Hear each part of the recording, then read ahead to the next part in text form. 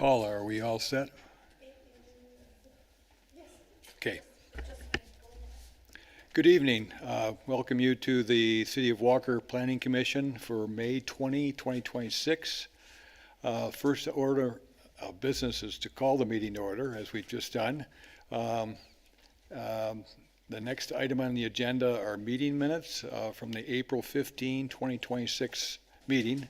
Commissioners have had an opportunity to take a look at those, and we would entertain a motion to whether to or not to accept the minutes as submitted. I move to approve the minutes from April 15th, 2026. Okay, we got a motion by Rob, supported by Joe, to approve the minutes from April 15. All those in favor indicate by saying aye. Aye. Those opposed? Motion carried. At this point on the agenda, it's an opportunity for general public comment. We do have two agenda items, and there'll be time set aside within each of those projects to take public comment. This is more for general comment. If you have anything of general nature that you wanted to bring to the attention of the city, this would be an opportunity to come forward. Come up to the microphone at the podium, give us your name, and share with us your thoughts. I do understand we have a number of students from perhaps Kennewa Hills that are in attendance this evening, getting credit for government class, I believe. Okay. Any of you have anything you want to offer? Nope. Okay. Well, maybe as meeting goes forward, you may have an opportunity to offer a comment at that time. Seeing no public comment, we'll move right into the agendas. And Paula Preby, the city planner, is going to introduce our projects. Thank you, Chair. So our first project today, it's Planning Commission Case 26007. It's a rezoning request for 2716 Courier Court Northwest. I'm going to just pull some images up on the screen. So here, this is the location. We are on just south of 3 Mile, just east of the Fruit Ridge intersection in junction with the highway. So this is Courier Court here. And this is an excerpt from the city's master plan. So you can see the site is designated here as enterprise, which is one of our industrial designations. And this is an excerpt of the current zoning map. So this lighter gray is our I-1 light industrial, and this darker gray is I-2 general industrial. And so it is very close, but this property is currently designated I-1. I also pulled it up here on Google Earth if you wanted, so you can get an idea of the property here. This is the property in question. It's accessed off of this cul-de-sac, Courier Court. The applicant, Mr. Bill's Land Tree and Snow, is a tenant within this building. They occupy this furthest east tenant space. And this case originally came to our attention at the city as a code enforcement case related to storage of vehicles and equipment and materials for the landscaping business on the property out beyond what is permitted by our ordinance. And so our code enforcement staff have worked with the applicant, and they have done a lot to clean up the property since. However, it is still an open code enforcement case. They don't have a business license at that time. That's how it came to our attention. And that can't be finalized until they're brought into zoning compliance, and that's on hold while they go through this process. So they're currently requesting a rezoning from I-1 light industrial to I-2 general industrial because the I-2 district permits outdoor storage with a special land use. So this is potentially the first step in a process for this applicant. If the property is rezoned, then they would return to the city to ask for that special land use for outdoor storage. And we would see more plans and information come back at that time. So as I said, I showed here the master plan. One of the first things we would look to for rezoning is whether or not the request is consistent with the city's master plan. As I indicated, this site is designated enterprise. This designation is characterized as an exclusive area for medium to high-density industrial uses, as well as corporate campuses, et cetera. Large industrial areas may have heavy buffers and deep setbacks to minimize impacts on adjoining properties. I provided in the packet information from, it's at the end of my report here, from the city's master plan for this designation. So you can see all of the area in the northwest that is designated enterprise. That's some of these older industrial areas here off 3 Mile, as well as some of the newer industrial areas along North Ridge share that same designation. Both light industrial and general industrial are appropriate zoning for this category according to the master plan. I also included excerpts from the zoning ordinance for each of those 2 districts in the packet. So this is what the light industrial is intended for. Light industrial manufacturing, wholesale, warehouses, and other similar uses. And then general industrial also permits everything from I-1 as well as additional heavier uses. This is an excerpt from the use table. So for the industrial districts, there's a few commercial type uses permitted, mostly as accessory to another use. And here in the industrial uses, they're very similar. High intensity industrial, so those are things that create lots of noise, vibration, those sorts of things, like think stamping plants that make a lot of noise.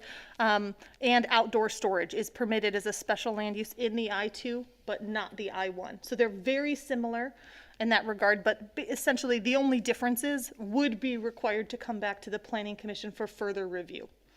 Nothing is just by right here. It would need to come back for those things that are beyond what the I-1 permits. In my report and along with the zoning ordinance, the excerpt here from the zoning map, you can see it's a little bit uncharacteristic in the city of Walker to have so many properties that are dual zoned that share multiple zone districts. We tend to keep zoning within property boundaries. In this case, you can see a lot of properties in this area have both I-1 and I-2 zoning. I dug into this a little because I wanted to understand it more. And this is an old rail corridor along here that ran from Grand Rapids to Muskegon. I believe it was the Penn Central Rail Line. And you can see here an excerpt from the city's 1967 zoning map. I pulled out a storage, and this is zoned industrial, but you can see this rail line here that was active at that time. And there's the still existing rail line to the north and industrial surrounding that. Though this rail line to the south is no longer there, but we still have the remnants of that in place. And so it's just a little bit of interesting history there. So this property, adjacent properties do have some I-2 zoning, but it's not following the property lines like we traditionally see. And I just wanted to give you a little bit of that context. My report also includes some considerations for the Planning Commission. You're looking at this request and how both districts can be used. Are the uses compatible with surrounding districts and other information? And then as I stated earlier, this is just a straight rezoning request. I know some of the materials provided did say conditional rezoning. I followed up with the applicant. That was an error. This is not being proposed as a conditional rezoning, but just a straight rezoning change. And like I said, if they want to move forward with any site changes, they would need to come back to the Planning Commission for site plan review. And if they want to do that outdoor storage, that would need to come back for special land use. So today we're just looking at the rezoning request.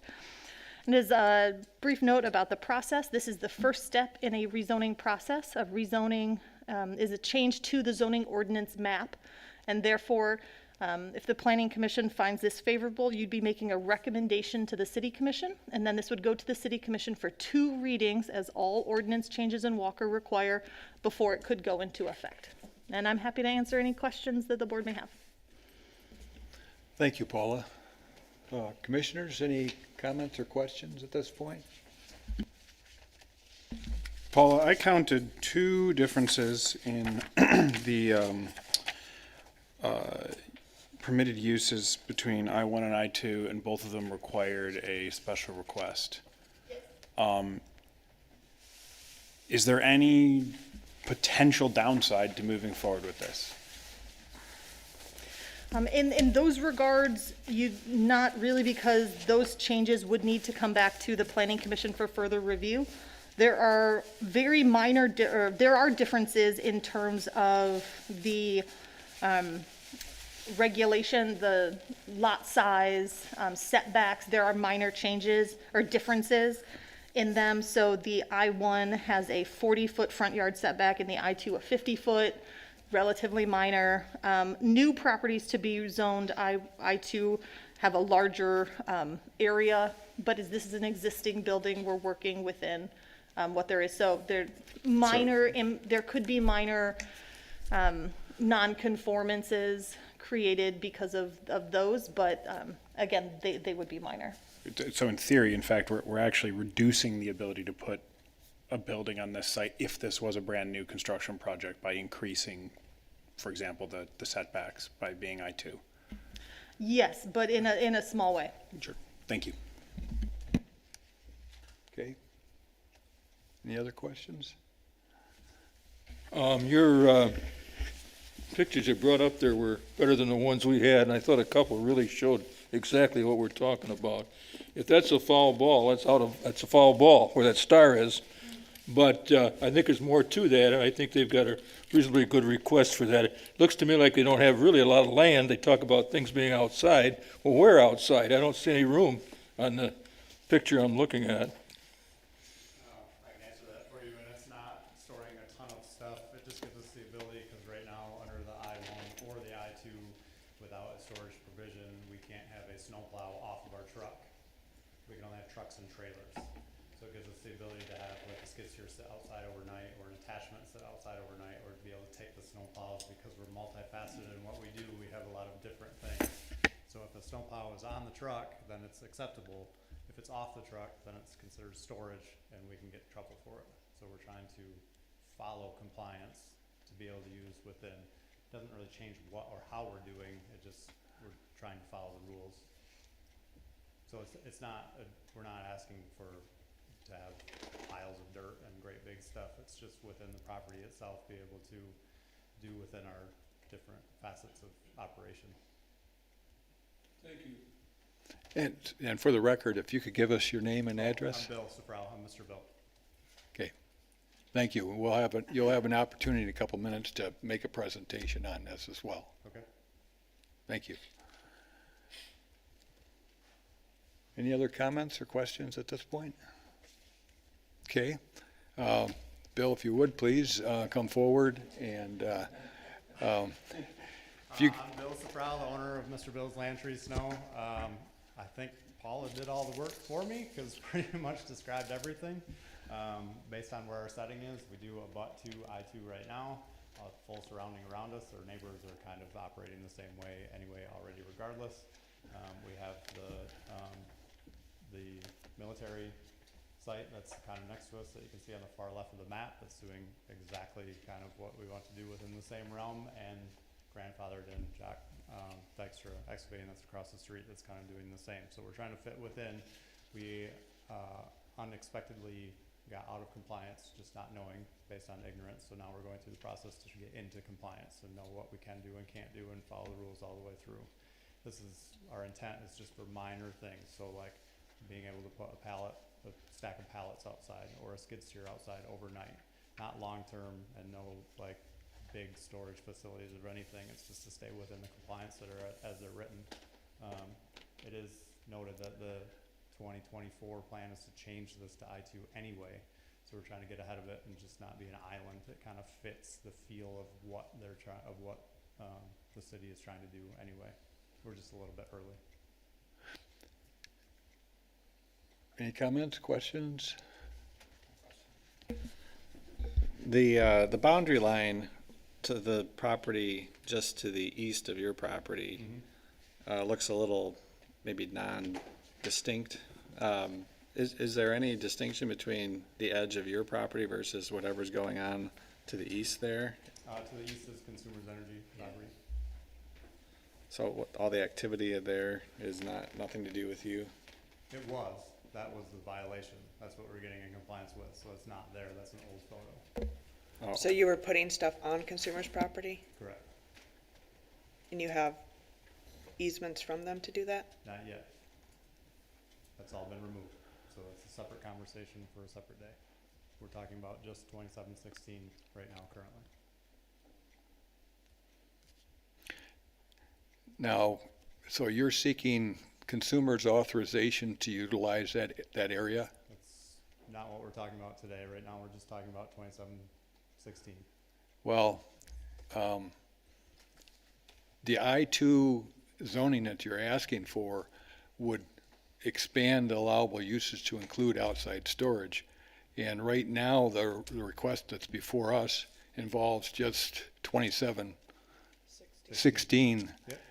And so if your plans are ultimately to put some storage, outside storage on the consumer's property, We wouldn't be able to. pardon? We wouldn't be able to because it's zoned I-1. Correct. We're Do you have authorization from Consumers Energy to seek a rezoning of that portion of that property? We're not trying to. Okay. All right, just wanted to clarify that. Unless you want to throw that in there, but that's not how it works. So we're not looking to rezone any of that property that goes all the way down right now. We're just talking about 2716 exclusively. Okay, all right. There's also mention made in the narrative about collaboration or working with Kent County Road Commission. What does that entail? We hold contracts for Kent County Road Commission. We plow cul-de-sacs and do emergency work for them both in the summer and the winter. So we're on call with Kent County Road Commission, which is also in Walker, doing the same thing within the district, also in I-1. So it fits well that we're so close. So when they were building the building, we did a lot of snowplow removal at their building that they were building within the process. So we're kind of on their speed dial to do things. Being this close to 96 and this close to them really helps out with So- response time. So you're assisting on cul-de-sacs, which usually smaller vehicles are better suited to that during the winter time. Plow trucks, yes. The landscaping portion of it, is that more with just private customers? No, we do everything, commercial, industrial, municipal, everything outside. Oh, let me clarify. Is there a relationship with the Kent County Road Commission on that aspect of it, on the landscaping portion? Yep, so we fill the sides of roads after they pave. So we Okay. do dirt work and earthwork for them throughout the summer as well, Okay, all under contract. all right. So, which deems us, and we all learned during COVID time, that our industry landscape is considered essential. Okay. Any other questions from the commission at this point? Do you have like indoor storage that you keep the plows in during the summertime then? We have offsite. Okay. So it's kind of in that transition. So because we switch seasons, we use different equipment for different seasons. So we just need kind of transitional. And we all know that March, it could be 70 degrees or a foot of snow. So we have to be able to navigate through that effectively. Rob? Just to follow up on the chair's question, I understand you're only asking for rezoning with respect to 2716. And I thought I heard you saying you were, quote, negotiating or what have you with your neighbor.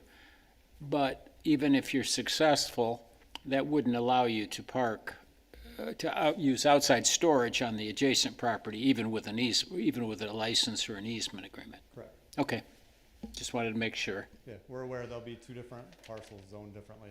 We're aware of that. And that's not what we're asking for. Right now, we're just asking for 2716. Okay. We've got this advertised as a public hearing, so at this point, entertain a motion to open the public hearing. I'll make a motion to open the public hearing. I'll support Pat. Okay, motion by Pat, supported by Jacob to open the public hearing. All those in favor indicate by saying aye. Aye. Those opposed, same sign. Motion carried. At this point in time, if there's anyone in the audience that wants to step forward, give us their name and address, and you'd have up to 3 minutes to share with us any questions you have of the applicant or of the commission.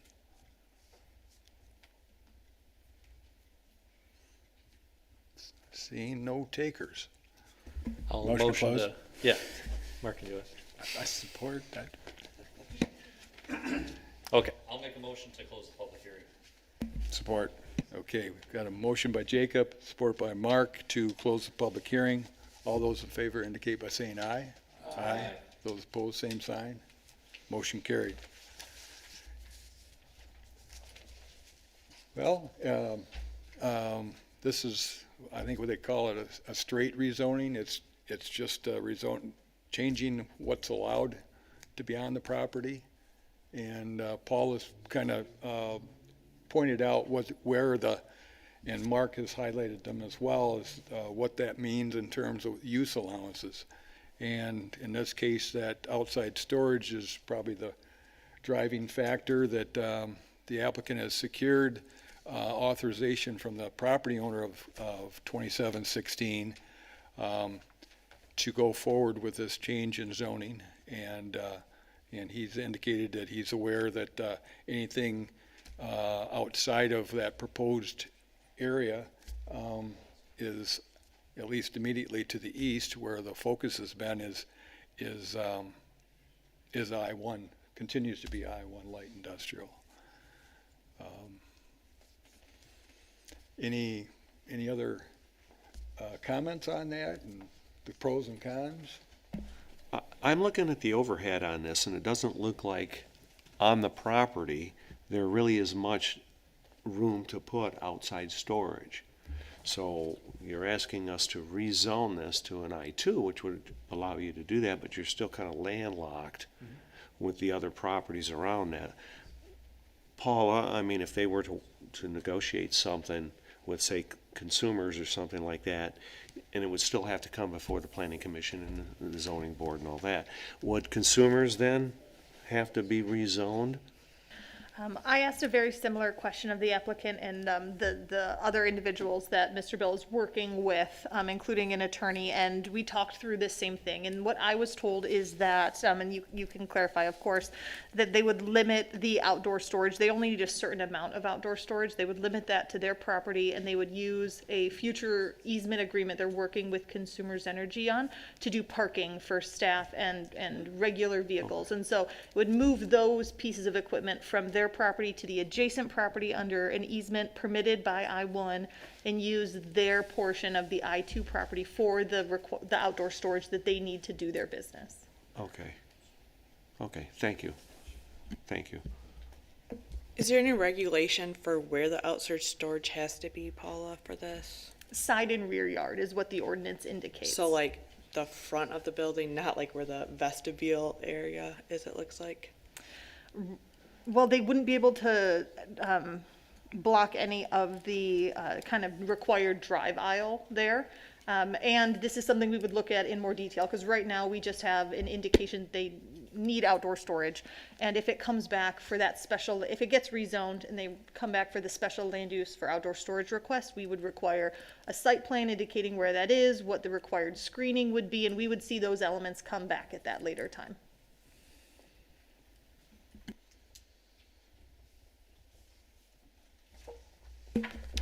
I would say I don't have a real issue with the I-1 versus I-2.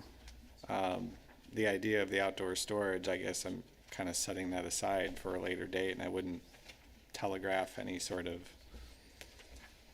support or lack of support for that concept, I guess, at this time. That's fair. I think that's well put up. I always enjoy when the individual comes up, the owner, and talks to it.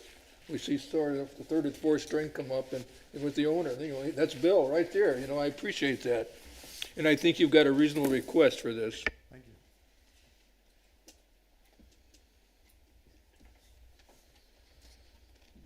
you. Any other commentary, or is there anyone ready to offer a motion?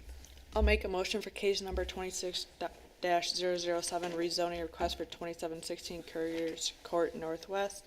Make a motion to forward a recommendation to the City Commission for the approval of the request to zone the 2.16 acre parcel at 2716 Courier Court Northwest from I-1 light industrial to I-2 general industrial. Findings of facts. 1. The proposed development conforms to the City of Walker 2020 master plan. 2, the range of uses permitted in the proposed zoning district is compatible with the area. 3, the development trends in the area are consistent with the requested rezoning. 4, the proposed development is compatible with the land uses, general character, and the intensity of the existing and potential development of the surrounding area. 5, the proposed use can be adequately served by public water and sewer. I'll support. Okay, motion by Elena, supported by Jacob to recommend approval to the city commission on the request. All those in favor indicate by saying aye. Aye. Those opposed, same sign. Motion carried. Thank you. Paula, just one question. Would this be at our next city commission meeting, the June 8 one? I would, depending on the agenda, so what the process is, if something gets recommended from the planning commission, I then enter into conversation with the city manager and the city clerk in terms of what's on the agenda, and we get it on the next available agenda. Okay. And I will follow up with the applicant once that gets scheduled. Yeah, I was gonna say that would probably be helpful to have them there for it again, so. And along with that, notices, would those be sent out to the adjacent property owners? Well, they get sent for the public hearing, which took place tonight, so we would not re-notice to the neighbors. But it would be on the agenda, so anyone paying attention to the city commission agenda would see it on there. Or, Okay. hear about it tonight and knows to keep an eye out. All right. Very good. Thank you. Next, we can move to the second item, and again, Paula, if you could introduce that, appreciate it. Of course, thank you, Chair. I am actually going to just scroll just a little bit over here. So this is where we were talking, and this is the site of our next case. So this is Planning Commission Case 26008. It's a preliminary area site plan amendment, minor, and a final area site plan review for 2600 Kinney Avenue. This is Phase 4 of the Meadow Springs condominium development. And let me just actually pull that up here. So here is the overall PASP for Meadow Springs. Actually, I'm missing one here. I want to pull up so I'm gonna, this was the preliminary area site plan as originally approved back in 2014 when this development got initiated. Phase 1 came for final area site plan in 2016, Phase 2 in 2019, Phase 3 in 21, and here we are for Phase 4. So this is the original overall area. You can see this showed, it's kind of hard to see here, 5 phases. Phase 4 is roughly this Meadow Chase Drive area here, and Phase 5 was this final kind of terminating cul-de-sac on the other side of this consumer's energy easement. You'll see a minor change when I flip back here, looking at Phase 5, that it is reduced in size. So the amendment to the preliminary area site plan is minor. It's relatively minor. It meets the major amendment criteria in the zoning ordinance. We are discussing it today, but it is relatively minor. It's the reduction of a few units. I believe it's due to wetlands in the area. But this is the overall site plan. So that is the extent of the amendment there, and that gets wrapped into one motion along with the final area site plan. And so we're looking at it here. I guess the other component is there was 5 phases, and Phase 5, as reduced, is being wrapped into Phase 4. So we're just looking at all of that today. So this is current conditions. You can see Phase 1, 2, 3, which is currently under construction. And this is where the new Phase 4 will go. And here is a zoomed in the plan for this new Phase 4, formerly 4 and 5. This was scheduled to go to the staff site plan review committee in late April, but there were some scheduling issues, including I had a sick kid at home, so I wasn't able to attend. We compiled all of the feedback from the various staff members who would be there and shared it with the applicant, so all of that same information got across.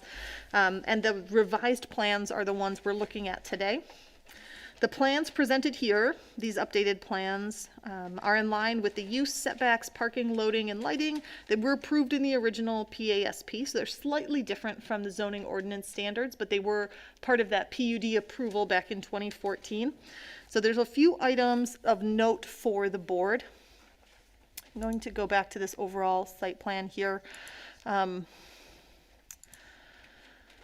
One thing that we talk about often with residential developments is stub streets to adjacent properties so that future developments can be connected. On this original PASP, you see that Meadow Ridge Drive had a stub to what is currently farmland to the south along Kinney. With phase 3, which some of the planning commissioners may recall from a few years ago, that stub street was removed in favor of one additional unit, which is located right here. At the time, I'm going to read, this is from the my predecessor, the former the director's report for the phase 3 approval. When discussing removal of the stub street, it wrote that the applicant has indicated that future connections to the property to the south are still feasible in subsequent phases of the development, unquote. So my note to the planning commission tonight is that if those connections are not put in place at this time, with this approval, they will not be put in place. So I encourage you to discuss whether that's, if no external connections is acceptable, given the condominium nature of this development, private roads, kind of that nature. There's adequate access, multiple access points to Kinney Avenue. And so the plans as shown do not include any stub streets to adjacent properties. That may be appropriate given the nature of this development, but that is a PUD benefit. The previous stub street was removed as a PUD benefit to the developer at that time. I want just to let you know about that if you wish to discuss it tonight. There are pros and cons to both, but I don't have any major issues or red flags if there are no stub streets at this time, given the condominium nature of this development, private roads, HOA, all of that. Another note is that with the phase 3 approval, there were some obligations with that phase 4 could not move forward until they were done. This includes finalizing sidewalks in the existing parts of the development and entry landscaping along Kinney Avenue, and those have been met. And just for continuity, I want to make sure I say that out loud, that those prior obligations before phase 4 have been met, so we have phase 4 in front of us tonight. Additionally, this is a condominium, and so there are condominium documents that go with that, legal documents that oversee the condominium. As part of this next and final phase of the development, Meadow Springs, the master deed for the condominium must be updated to reflect the expansion of the project. I recommend that the Planning Commission include, as a condition of approval, that the applicant provide the draft of the updated or the master deed amendment for review by the city attorney. This is something we do with every condominium project that comes to the city. And then that the city attorney gets to review that, and then a recorded copy as approved by the city attorney gets provided before building permits are issued. So that's already written into the draft motion language for you. But from a legal perspective, it's important that the city has the opportunity to review that, make sure they are fair and comprehensive master deed documents for the future residents of Walker who will live in this expansion of the development. And one last thing from me is that you may see a handout in front of you. I received this yesterday from Grandmark Property Management regarding the Meadow Springs Condominium Association and construction concerns. So you had an opportunity to review that. It states that they're the property management company for the condominium association. They reached out to the builder with some concerns, didn't hear back, and wanted to make sure the Planning Commission knew about their concerns, their fact-finding regarding some drainage issues with the existing development, and making sure that those are resolved to the best of our ability before any future development, so that future phases of the development won't have any drainage issues in them for the condominium association to inherit when the project is completed. I believe that is the extent of my comments for you, but as always, I'm happy to go back to any of the images or answer any questions. You can see here in my report, the site's zoned RPUD 1, which is the appropriate zoning for this type of development. It is in the master plan for residential growth at 4 to 8 units per acre, and this development falls within that. This is after an aerial taken after when phase 2 was in construction, and now we have phase 3. Under, I don't know if it's on any of these, you can see, yeah, these were all these images are from 22 and 23. So phase 3 is existing now, including here's some images. So this is at the extent of phase 3 looking out toward where phase 4 is on the north end, and then on that southerly street as well. And if there's any questions from the Planning Commission, I'll do my best to answer them. Thank you. Paul, I'm just looking at, in your report, the requirement for stub streets. I guess I'm struggling why it should make a difference if it's a condo as opposed to a freestanding or it seems to me if our standards require it, and it was brought up with the last modification, and the applicant indicated future connections are still feasible. I'm just curious, why should we modify our rules and say it doesn't apply when it's a condo development, or maybe you can explain the logic of why that requirement's there and why we should ignore it in this case? It's a fair question. I encourage you to discuss that with the applicant. I'll do my best to address it as well. From my perspective, it comes down to the nature of a condominium with private streets and HOA. The residents who live in this development will pay for the maintenance, ongoing maintenance of the roads long-term. And it can get complicated when we have private streets abutting and public streets that are maintained by the city and all of the residents of the city because they are public streets. If there's lots of cross traffic, that can create some issues. We don't see a lot of that. There's one example that I'm aware, one recent example, if you'll permit me to fly across the city really quick here. In the neighborhood here, this is off of Sunset Hills, north of O'Brien. So this is the Valley Site Farms residential development. You can see Chad Allen, Jason, Dina. These roads are public roads. Traditional, you know, I believe this is a platted neighborhood, single family lots, public roads. The development immediately to the north is Jason Ridge condominiums. You can see, just looking at it, you've got these individual site lots. And here, this is a condominium with more private space in your home and shared, you know, general common elements around them.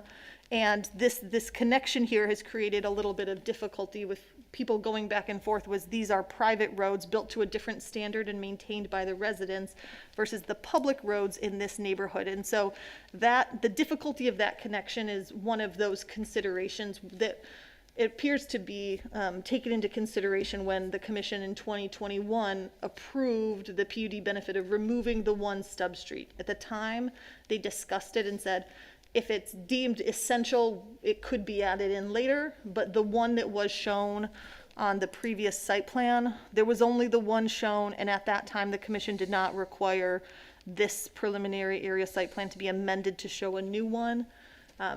The best indication I have, because this was before my time at the City of Walker, is that the Planning Commission approved removal of the stub street. There was a discussion of if it's essential, we could add it back in later. That was not done, and I saw no indication in the minutes that that was going to be, you know, required of a future development, but it was discussed. Can I follow up? Yeah, well, so it's not a matter, the requirement in our standards is not a requirement for public safety. It's not access by emergency vehicles, ambulance, fire trucks, et cetera? We do like to have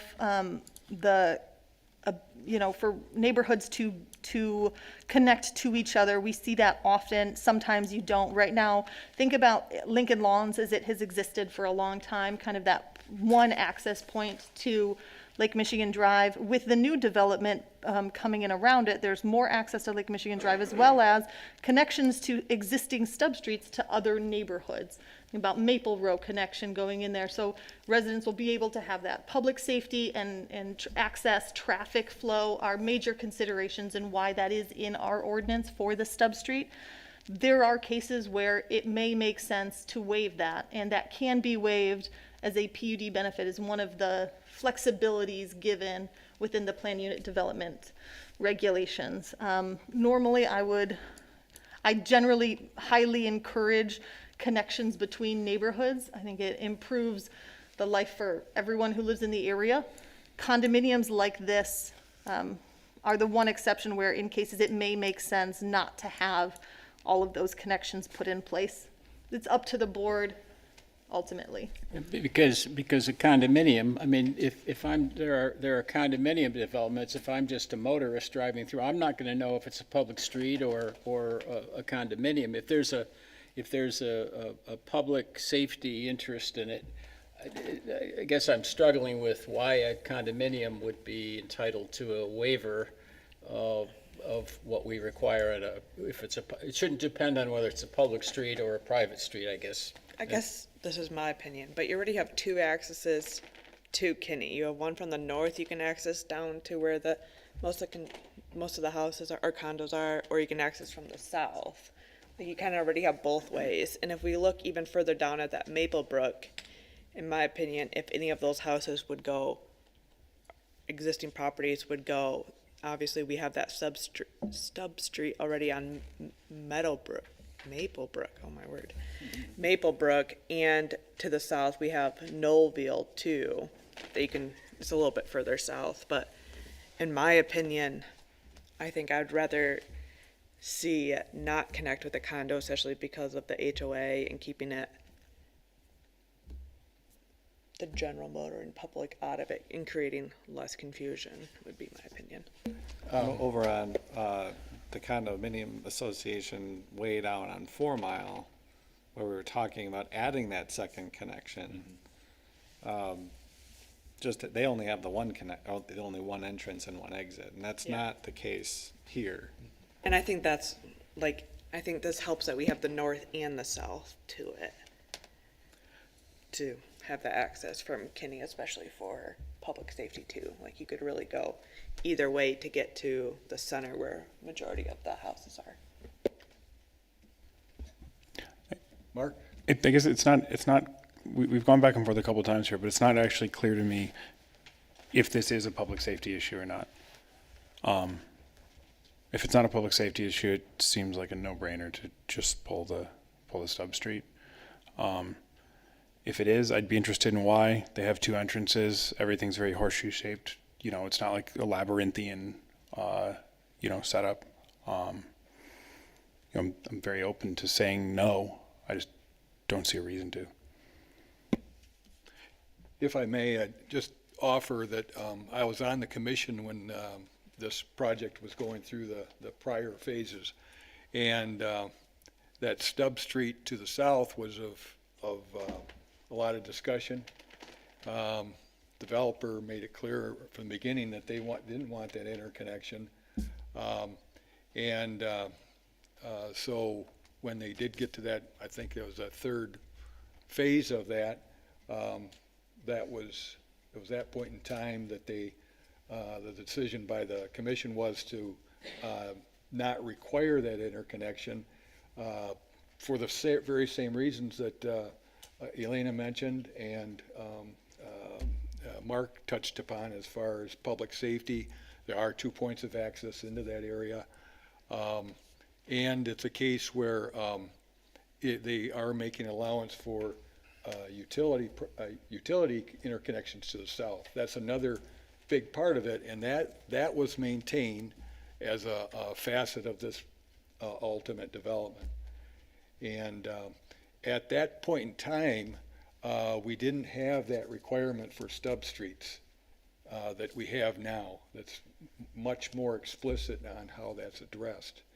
But the factors that go into it, we're touching upon public safety, and so I think in that respect, as the requirements have changed, public safety is still number one, but they do look at what the conditions are, and putting a private street, if they wanted to plat that to the south, it does get kind of dicey in terms of making that transition.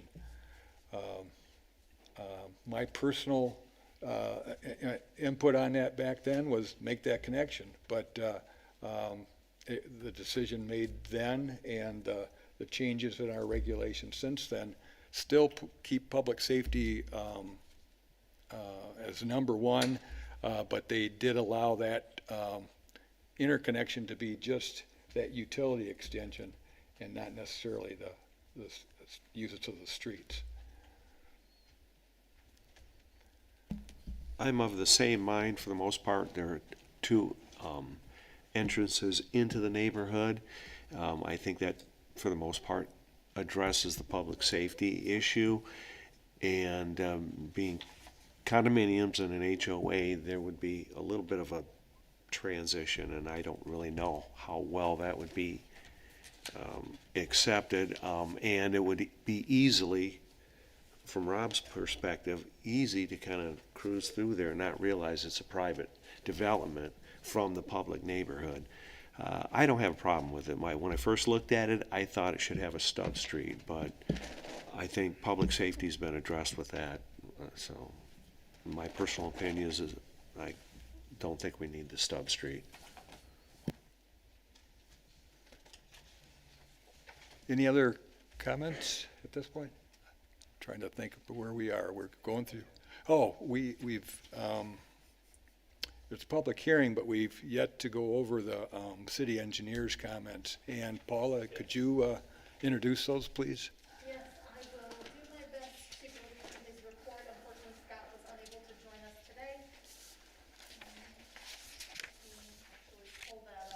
today. Let me pull that up because Scott's unable to join us, but I will do my best to walk through his report.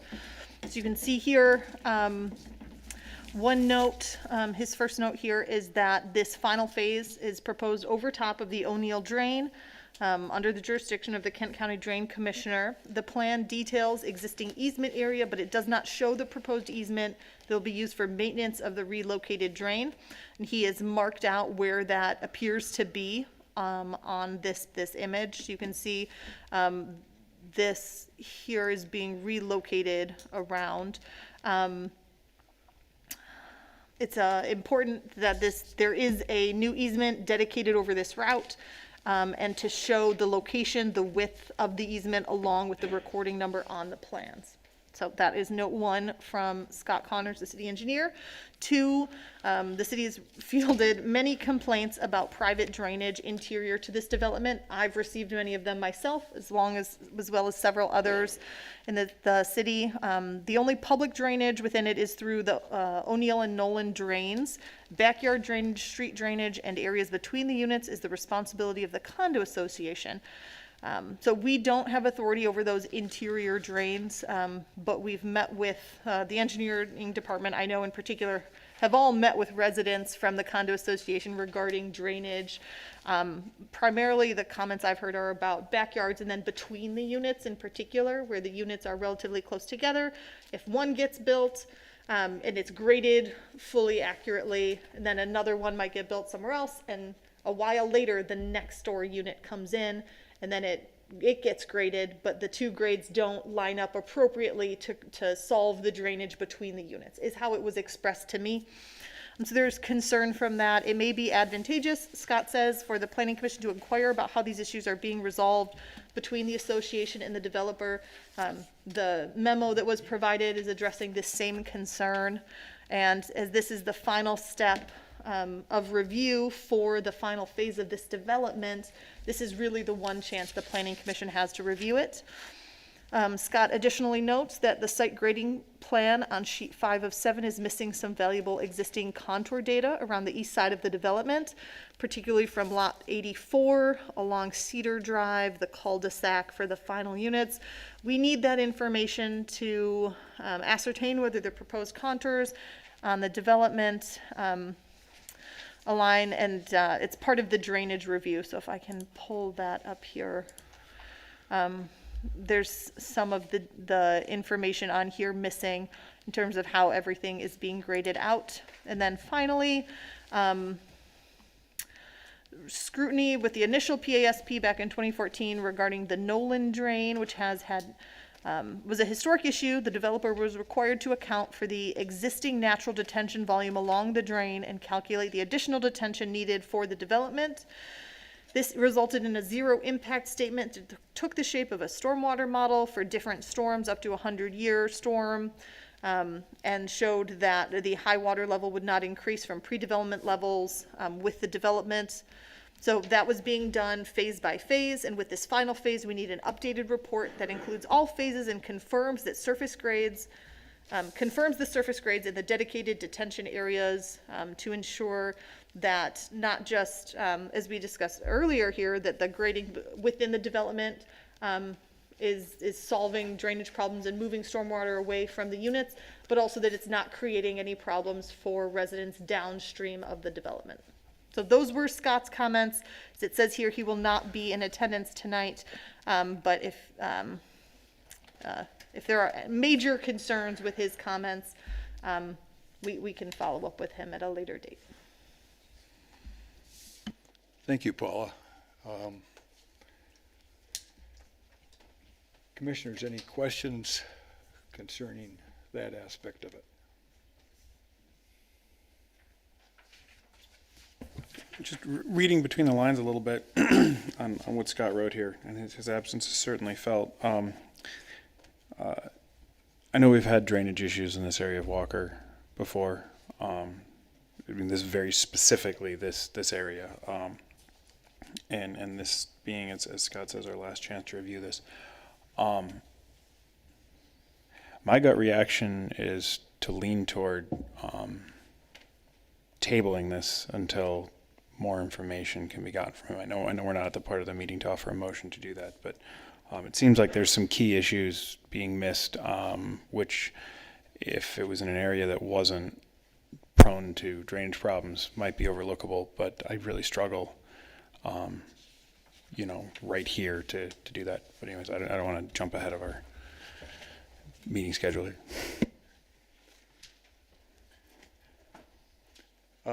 I guess to get more clarity on that aspect of it, this might be a good time to, if there's no objections, we'd go to the presentation by the applicant and get your perspective as the applicant on that particular issue and drainage in general.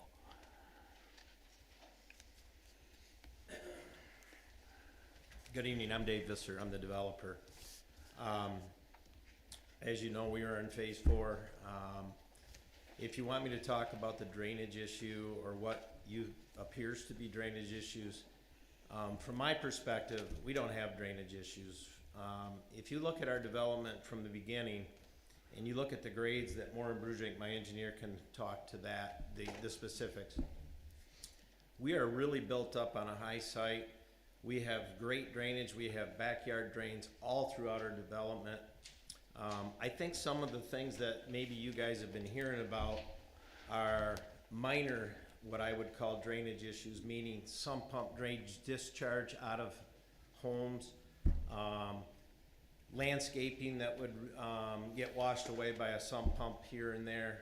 We as a board, and I'm on the board, we as a board and as the builder developer, we've worked hand in hand in phase 1 and 2 with decisions as to what to do with natural sump pump drainage. So we build a condo, we put a stone and tile drain system in and outside every unit. We do it on all our constructions, we always have. So we are putting in the drainage infrastructure in the condos for that, okay? So to answer some of the questions of the slope, most of our condos are daylight window type condos. When you have condo structures such as these units are 44 feet wide, and then the length of the building is about 60 some feet deep. So what you get with condos is you get narrow lots, you get long depth buildings, and then you create daylight windows in the back for living space for these condos in the back. So there's a mild 3 to 5 foot grade difference that goes to all these backyards. Now we do have some walkouts that are in phase 1, and then you get more natural slope off for those. So we have had, in phase 1 and 2, we've had requests from homeowners to say, well, what can I do with my sump pump, or what can we do with it? So we've had long discussions about it. So here's what you get. If you have a sump pump that discharges outside the house, you can't put it into your sewer drain. That's illegal, so nobody does that. So you have to discharge it out into the yard. We direct them out the side, and we did that in phase 1. Well, now that we're in phase 3, after some of the issues that we had heard about, we have now directed all our sump pump drains to the rear of the house, where all the drains are in the backyard. So we have solved that problem as we've moved through the development. So then number 2, when we got into all of this, when we had requests for this, the request was, well, can I put my sump pump in a drain like in my yard? Well, yes, you can do that, and some people have requested and wanted to pay to do that, and they have done that, and the association and the board has allowed that. Well, then what came with that is now when you put a yard drain in, and if it does pump water out into the yard, then we had lawn issues. We had people swirling up the yard around a yard drain, and they didn't like that because then the yard wouldn't look good. The third thing that came up with all of this is, if you put a drain in and you bury your water underneath, what happens to it in the winter when you have a winter like we had this year? If that sump pump line freezes, we have another problem. Then somebody's going to get flooded inside the house.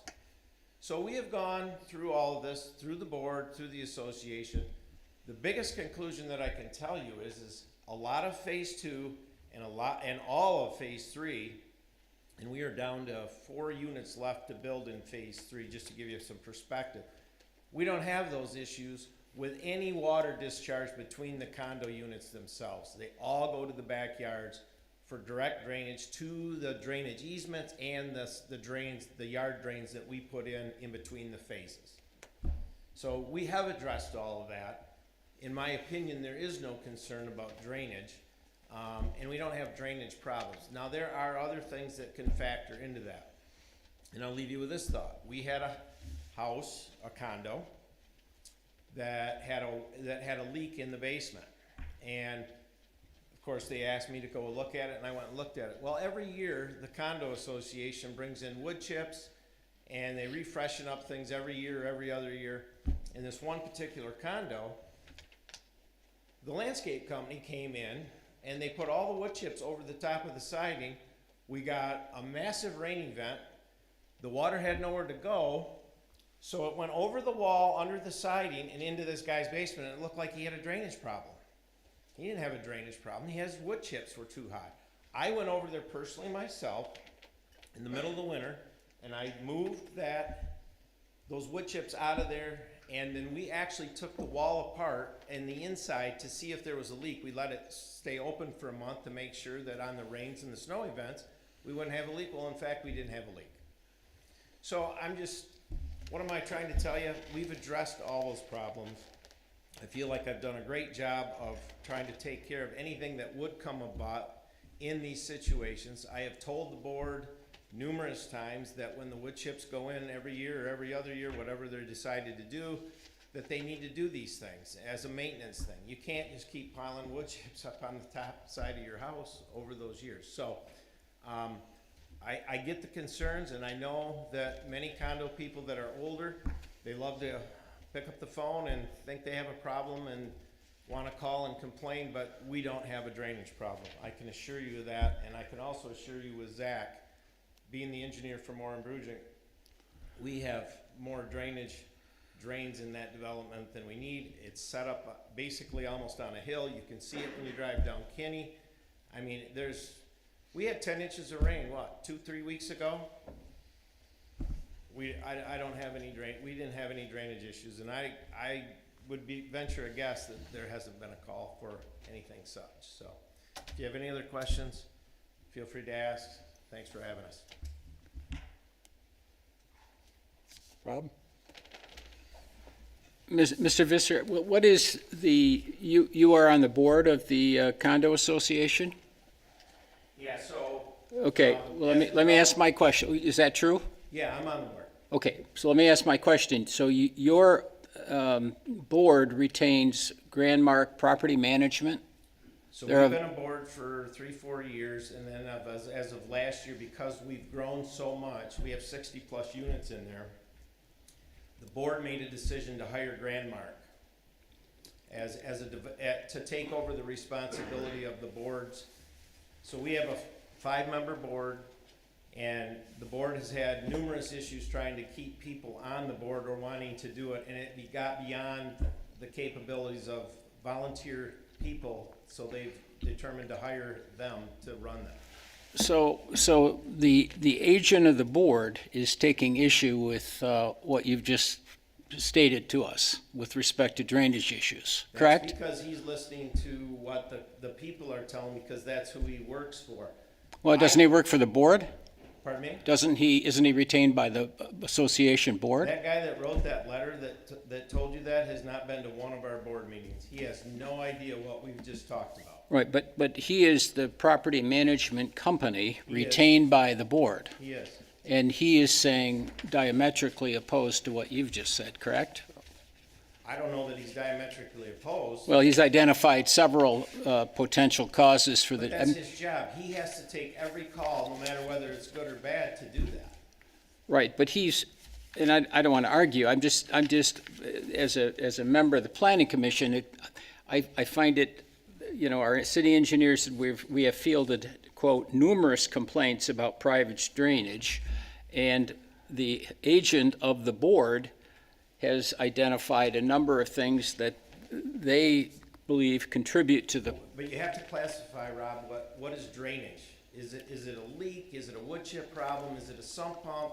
These are all private issues it's not a drainage problem with the construction or the development of the development.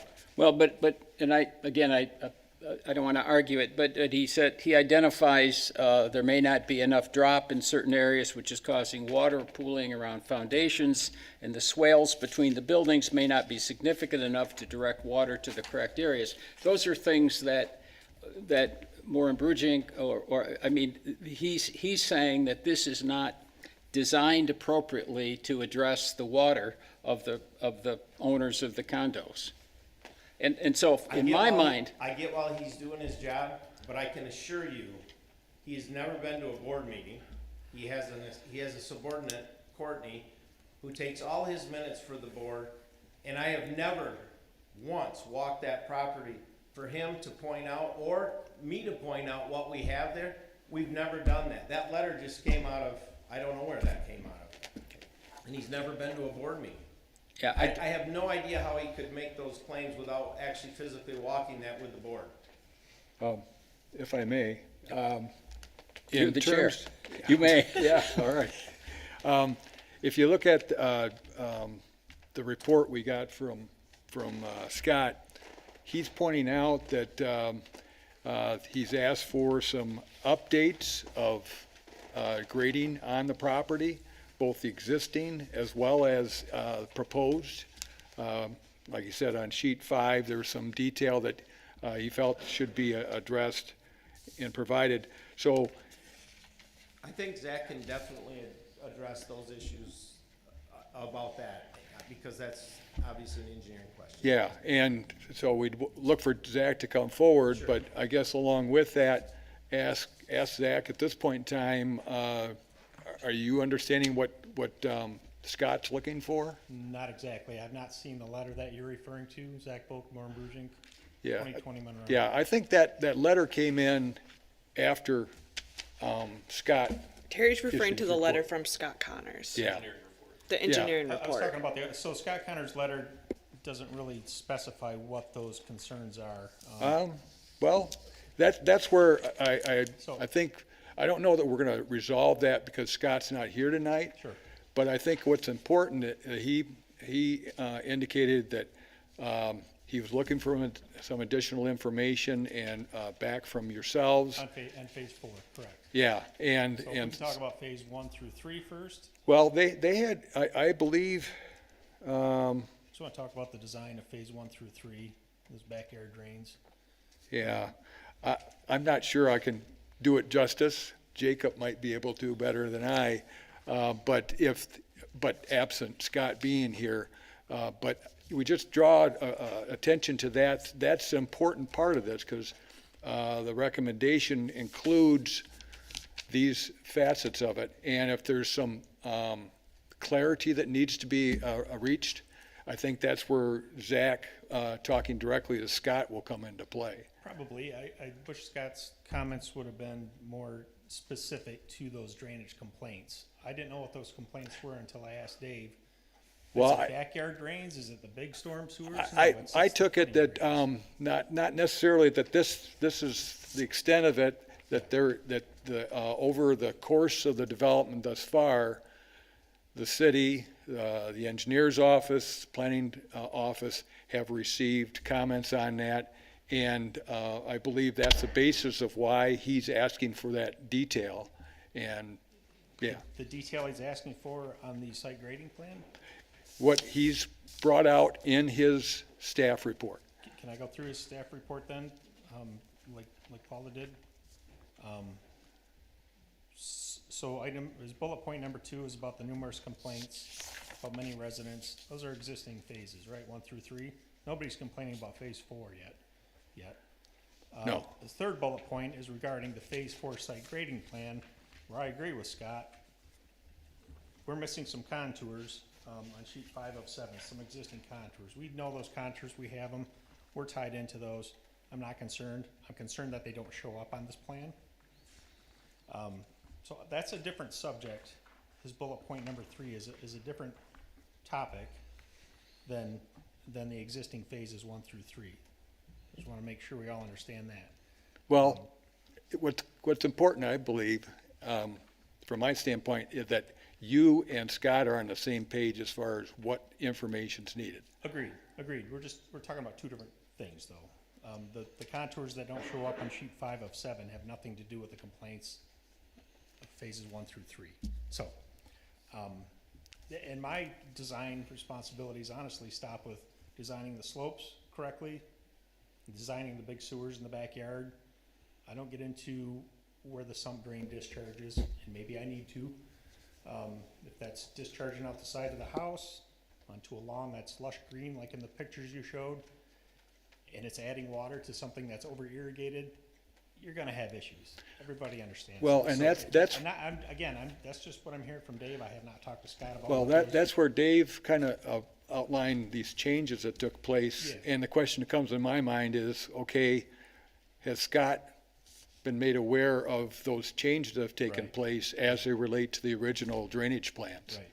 So, and again, I don't think we're going to be able to resolve that. Not And without again, Scott here. yeah. I agree. I tried calling Scott today, actually, and I don't know if he's on vacation or where he's at, but I didn't get a hold of him because I wanted to talk specifically about that to make sure I understood what those complaints are, because I've never heard of those complaints. Sounds like Dave has. He didn't tell me about that till just earlier when I asked what that bullet point 2 was about. What about the 4th one as it relates to the overall site? So we did a very extensive report, modeling, stormwater modeling for phase 1. Concern was flooding out Kinney, overtopping the road. The culvert size that comes from Carlson's property under Meadow Creek Drive. We did a lot of modeling with that. And through every phase, we've updated that report, which is basically just inserting the new grading plan into that report. The modeling hasn't changed. We've modeled everything from day 1, very conservatively, to the point where we're building all of these homes with the minimum basement opening, minimum building opening, 1 foot above the centerline elevation of Kinney Avenue. It's pretty extreme. There were talks that at some point, the whole field before we did all this had flooded and overtopped Kinney Avenue. I don't believe that's true, but we've made things better with that, with our stormwater design. So that's the report that we did that, we put a lot of time into that report, and now it's just a matter of updating it, so when phase 4 is built, it goes on the shelf, that report is there. So that's something else I wanted to talk to Scott about, was if he wanted anything extra added to that report now. Since we're in the last phase, we have updated that report with every phase. So again, it's just updating it, just like we did for phase 3. So.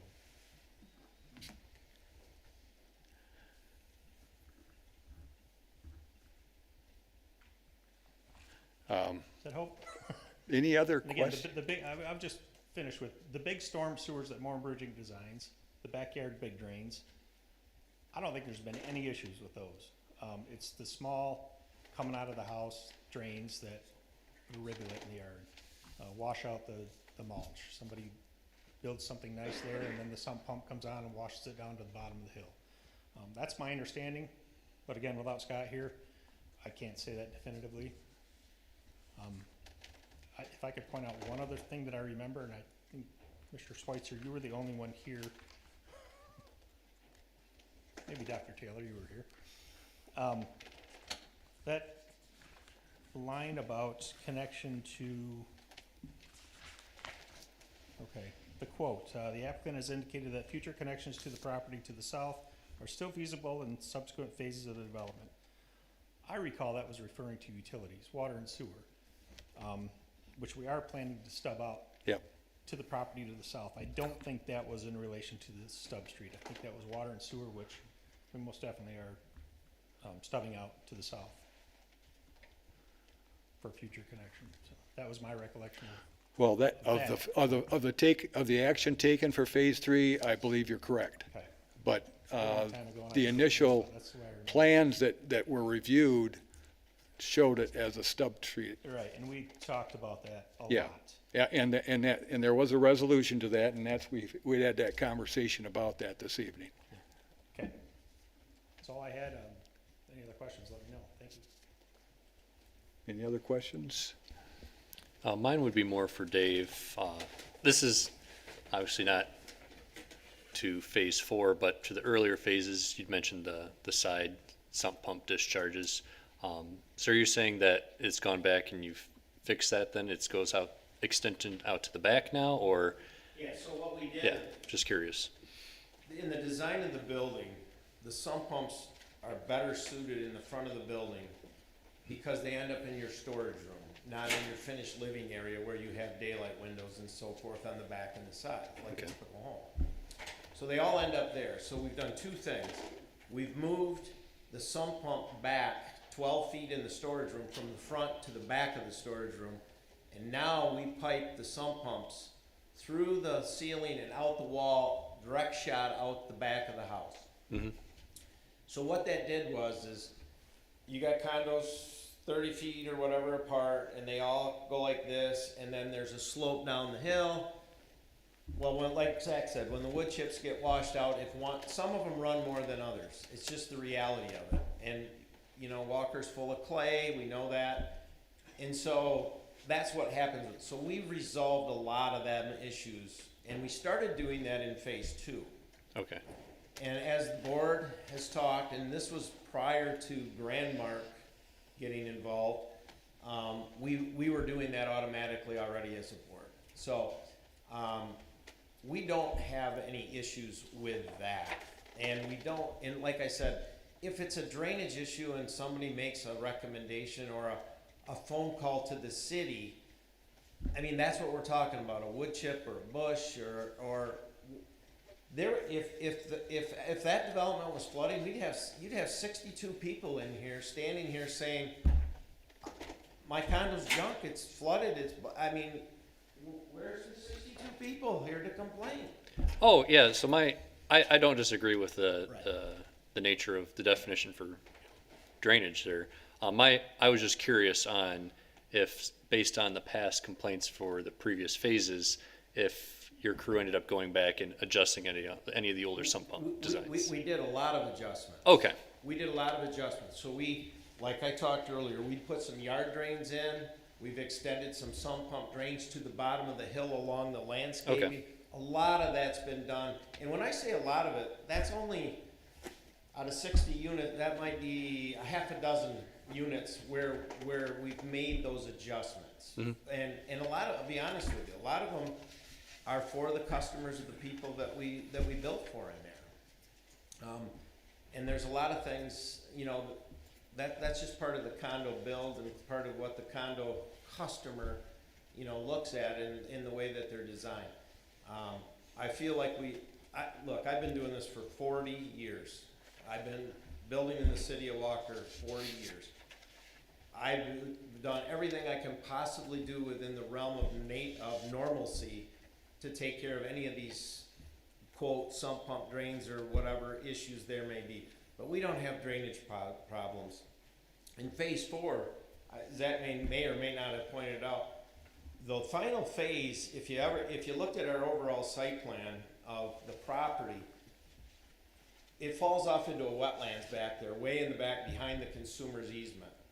We're gonna actually get some walkout lots on the back side of some of those, which people like, obviously, for living space and being able to go out. We haven't had that luxury very often. We had a little bit of it in phase 1. We finally get back to that. My point to that is it only helps drainage. If you're starting here on your floor height and your basement's down here, we don't have drainage issues. There's a whole 22-acre swamp of vacant land that can't be developed back there where all the water goes. So. No, thanks for your input. You bet. All right. Thank you very much. Now, at this point, this is a public hearing. I'll make a motion to open the public hearing. Support. Okay, motion by Tom, supported by Elena to open the public hearing. All those in favor indicate by saying aye. Aye. Those opposed, same sign. Motion carried.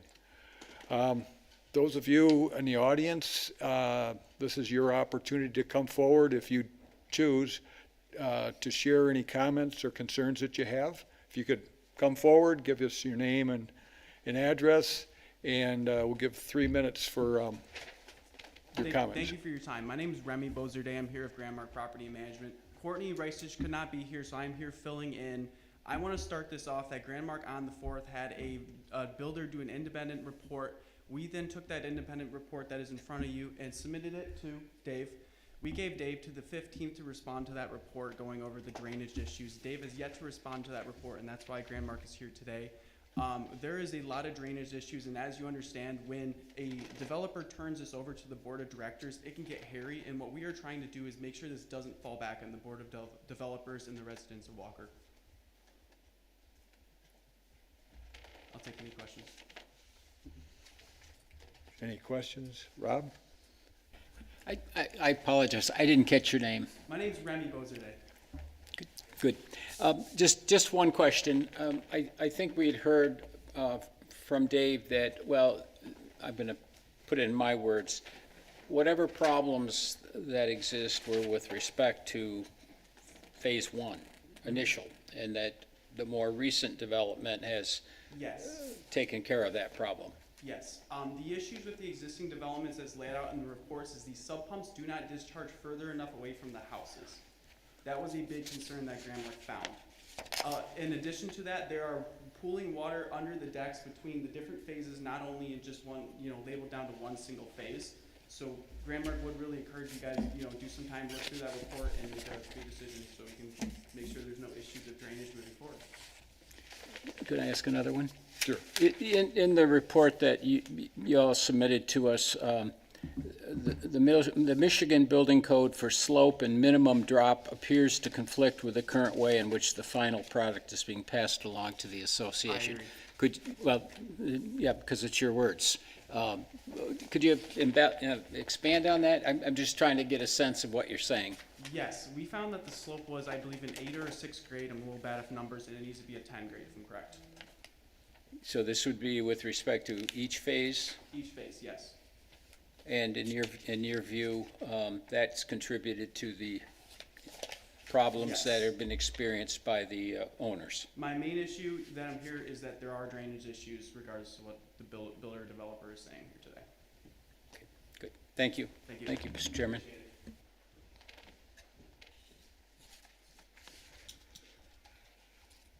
Anyone else in the audience that would want to come forward?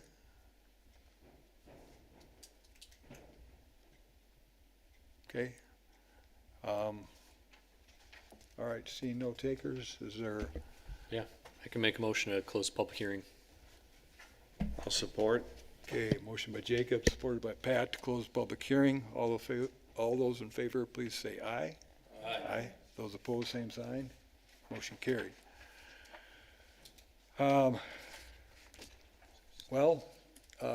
We've covered a lot of ground here.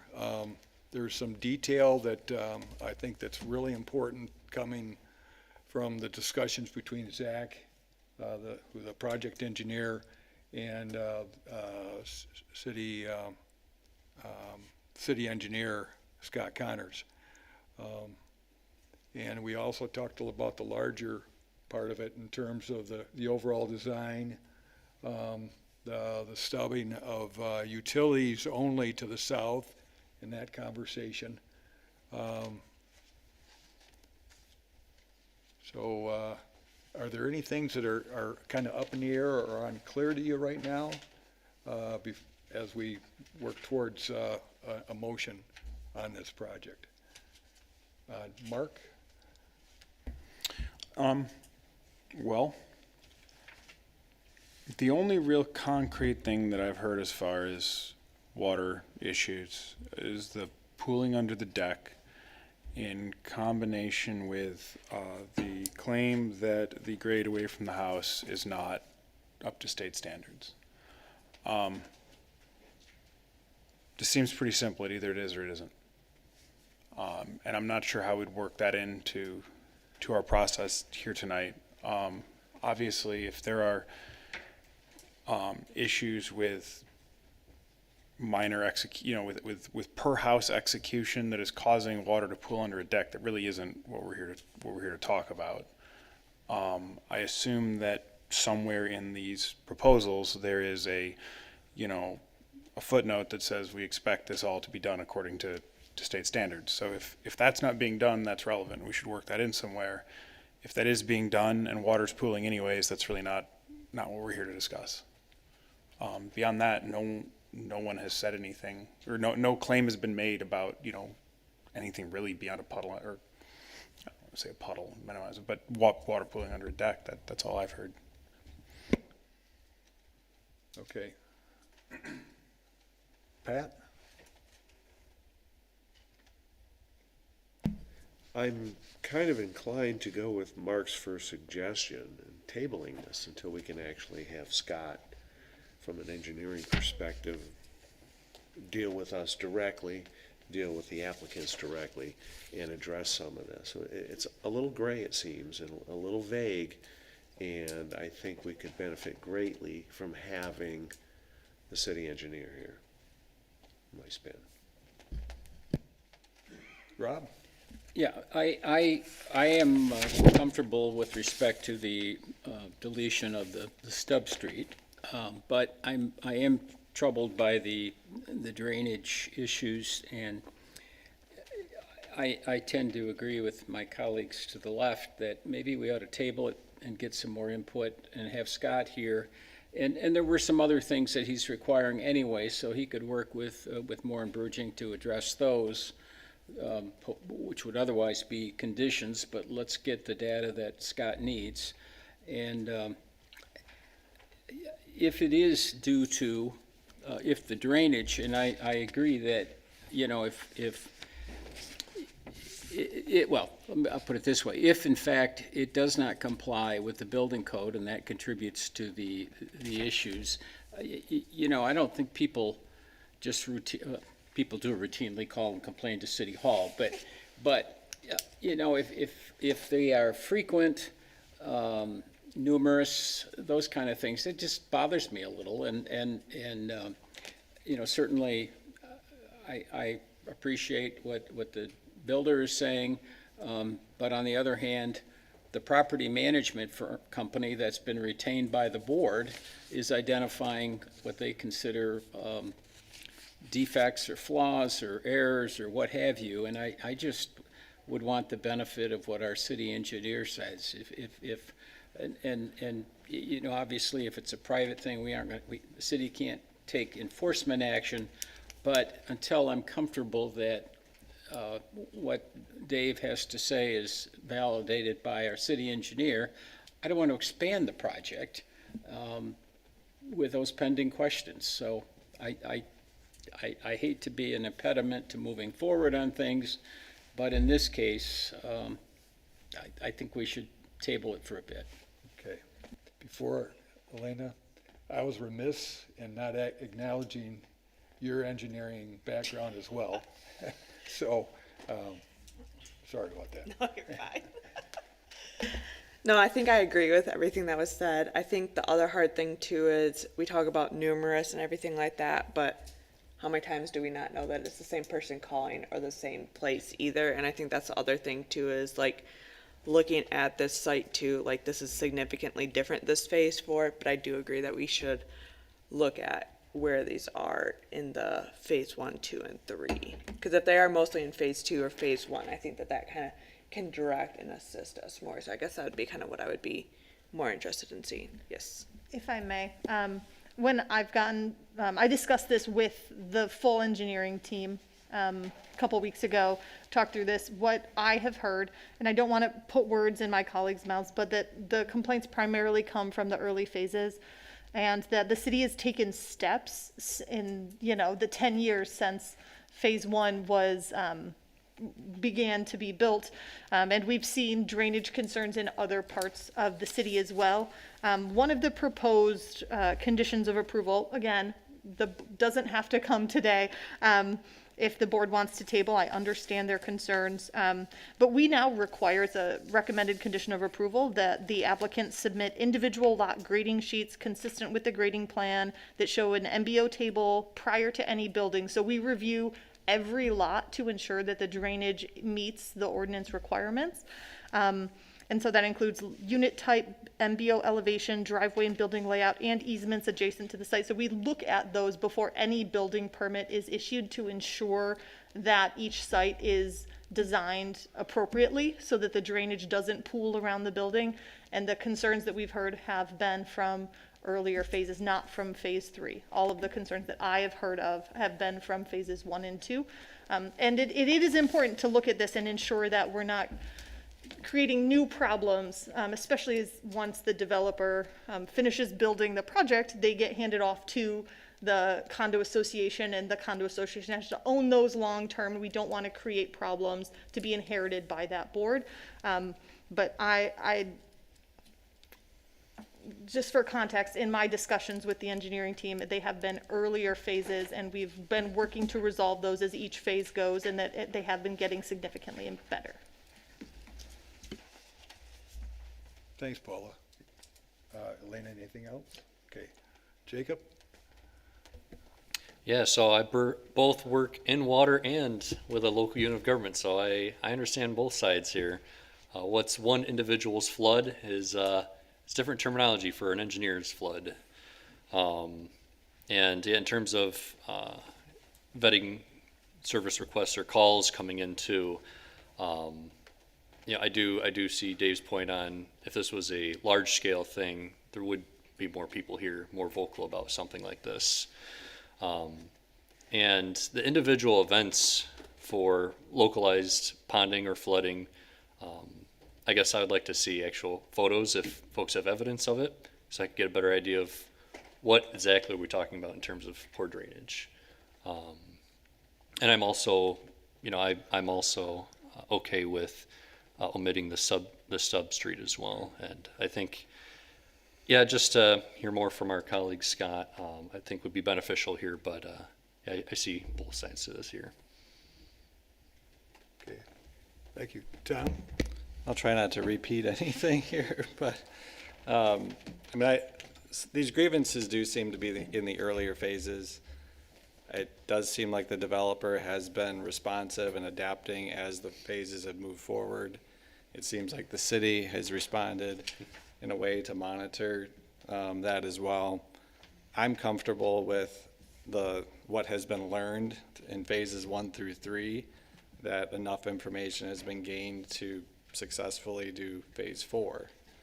And with the conditions, I'd be fine moving forward. I understand the tabling, and I can support that. But I'd also be okay probably just moving forward with what it was. These issues with localized sump pump discharge issues seem more like solvable engineering problems, and maybe light engineering problems, if anything. The engineers laugh. Rather than like what sounds like big systemic issues with the big drainage issues. So I guess with that, I'm pretty understanding of some of the complaints probably of phases one through 3, particularly maybe 1 and 2 or 2, whatever. It doesn't seem like that would repeat to the same extent, and I've not heard anything that it's widespread. Yeah, I guess that was one other thing to add too that I forgot is like, we didn't hear any specific comments about it and all these people got noticed for it too. So if it is as big of an issue as what it sounds like it is, that's what makes me tend to think, is it the same 3 people calling every time? I don't know that, but yeah. I'll also add, I mean, I appreciate the comments from the management company. I also don't necessarily see this as a formal engineering report, and so just taking that into the context of the totality of the comments here. Thank you, Tom. Joe? Well, Terry and I have been the longest ones on here, and this is by far the biggest thing we get with drain water and too much water and stuff like that, so it does happen. I'm surprised there aren't more people complaining if it's as bad as it made out to be. You guys have been respected for a long time, been around a lot. That doesn't mean you couldn't get a slope wrong. I mean, let's be realistic with that. It seems to me like the way these are supposed to slope around your house, that ought to work. If we're doing each one of the house does slope that way, I think that's the way to make sure that's done right. But otherwise, I don't have any other comments. We didn't make it very interesting. Our students have left. We should have had some good arguments, and I thought we were gonna, but we didn't. Can I make a comment here? Yes. Go ahead.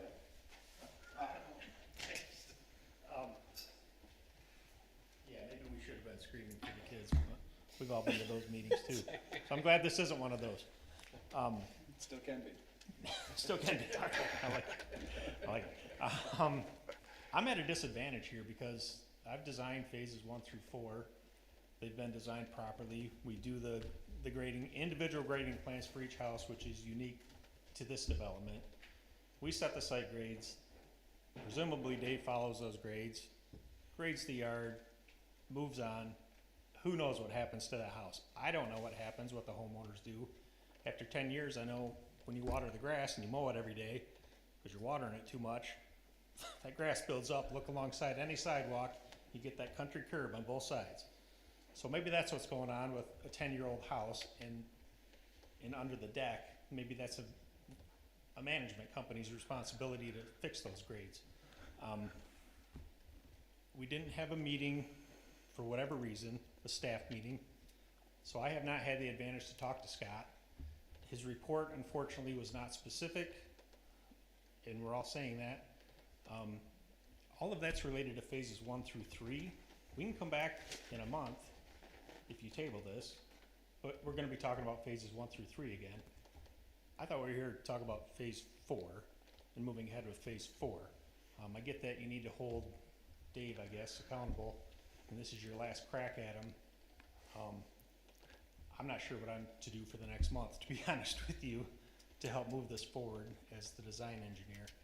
So I'm not sure why the inclination is to table it, other than Scott's report is not clear, and I have not been able to talk with Scott about it, and we didn't have a proper staff meeting, none of which I wanted. We were planning on a staff meeting. So I guess that's what I'm wondering about, what I'm gonna do for the next month to help move this forward, if anything. Just All wanted right. to point that out. Thank you. Thank you.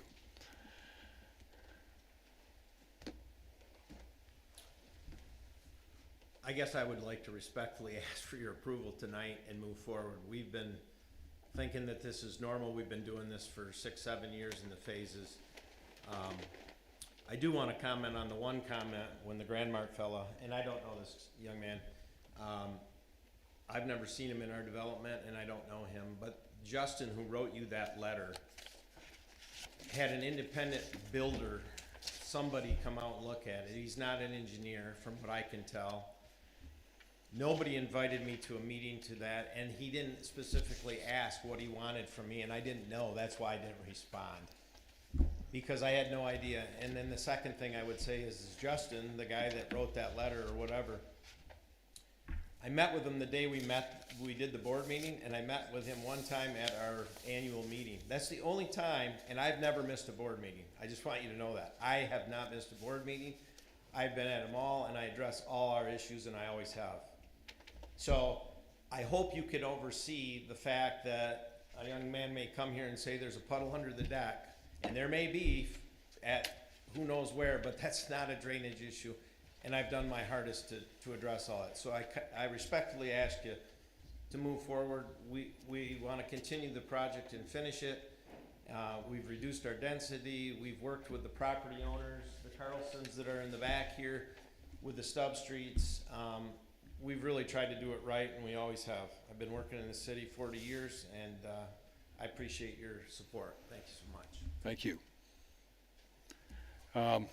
I haven't weighed in yet.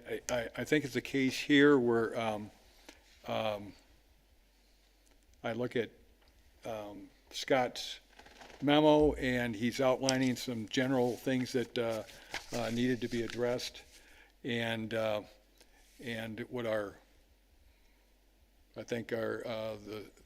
Paula's approach on these has been to reference in this case, the city engineer's memo as a condition. And if you look at those as conditions, while it doesn't seem to have some specifics in there, it does, I think there's an understanding, I believe, between Scott Connors and the project engineer on what needs to be done. And part of this is what's coming into a lot of our conversation is the first three phases. And whether there's any large-scale, as I think mentioned, there haven't been any large-scale issues apparently at this point.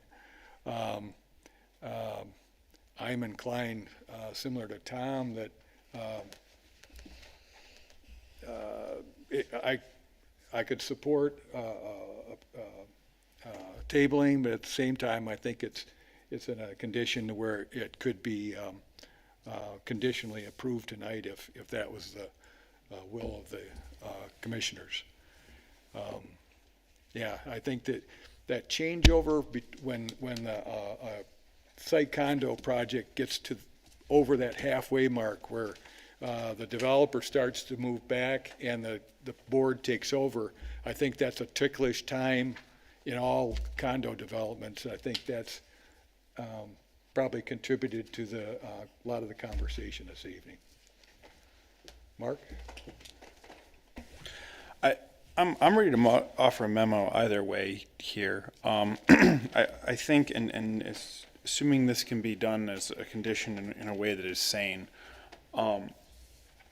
the gentleman from the property management company here, I would really like to see some of these complaints actually on the record. We can do that. Okay, and gotten to Scott in a way that he can analyze them and we can condition this approval based on Scott getting those, viewing them, and making some kind of determination. Grandmark does see this as a widespread issue. I hear that keep getting thrown around, but we do see this Well, I mean, as a very this widespread issue. this area, in the year or two I've been on this board, people have come from neighboring developments when new developments get proposed and say that, we got hung out to dry by the builder and our water's going over here. I mean, this is just this whole city is clay, but this particular area of the city keeps coming up. And I really, we've talked about are these the same three people calling over and over again? Is this a systemic issue? Is this, is this, that? And we don't really have any of this on the record. So I want to put this on you guys. But, I want to shift the burden onto you to get the specifics of this to Scott. If you don't get the specifics to Scott, we're going to assume everything's okay. And Scott and the city can make a determination on that. Paul, can you give any suggestion how to word that as a condition? Could we, before we go that way, Yeah. could we make it a condition to, within Scott's report or whatever to it, that we work to address phase 1 and 2 remaining drainage issues so that we could move forward with phase 4, because I do agree with the fact that we're going back with it right now to that. And if it is only so many houses in those earlier ones, and it's nothing to do with these lots, like, are we really being fair with having to go back with something that we're actually looking at just phase 4 of right now? Rob? Yeah, I guess I have every expectation that I'm going to vote to approve this, but I still think we need to allow I want to have our city engineer there and talk to him. And is there some compelling reason we have to do it now? If we get a motion to approve, even with contingencies, I'm probably going to have to vote no, which bothers me because I know this developer. I have every confidence. He's been building here forever. But I just think it's bad form for us to make decisions based on hypothetical assumptions on what our city engineer might say. And you know, if the world were going to end if we didn't do it tonight, I'd say, okay, we have to take a risk. I don't want us to delay the project, but I also think we have an obligation to do the due diligence. And there are a lot of, I could argue it all kinds of ways. There aren't any residents from that development here to complain, but our city engineer also says we fielded numerous complaints. Well, I'm having trouble reconciling those two things. I would like to see where were those complaints brought to us by or brought to the city engineer from the property management company that's been retained by the board. So I guess if someone can tell me why there's a compelling reason other than the applicant would like us to move tonight, and I get that. But I won't be able to support it, not because I don't think it's a great development, and I want to support it, but it just bothers me that we're making a decision without data, and as either Paula or Scott said, this is our final crack at this. And if we say, well, city engineer's not here, let's just kind of play the odds. 75-25, likely not going to be a big deal. Let's just roll the dice and hope we're right. So that's where I am. Okay. That's very well summed up. I agree with you 100%.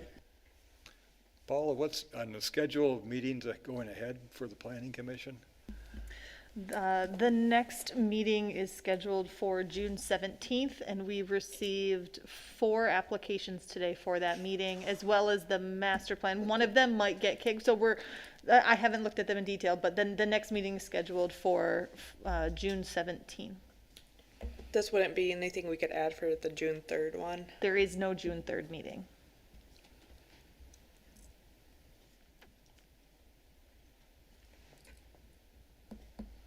Is that because of scheduling then, the June 3rd? I'm out of the country, Okay. and we don't have a backup for me at this time. All right. Entertain a motion. Yeah, I'll make a motion to table this, the case 26-008. Let's see. Based on the application material provided, I make a motion to table the amendment to an approved preliminary area site plan and the final area site plan for Phase 4 of the Meadow Springs PUD at 2600 Kinney Avenue Northwest, subject to the following conditions.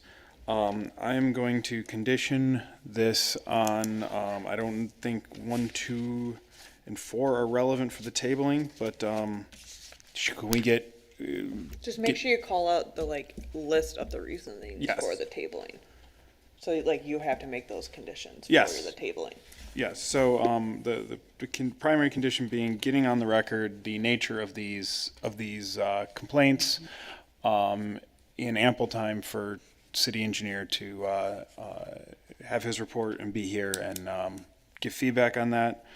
And then I'm inclined to include number 3 in this. The applicant shall provide a set of lot grading sheets consistent with approved grading plan and MBO table. I don't know if that's a reasonable thing, but since this is. But that gets reviewed by building before they issue a permit for each Okay, individual so then lot. not number 3. Yes, so just tabling this on the condition that we get a detailed record of these issues before the city engineer in time for the next meeting.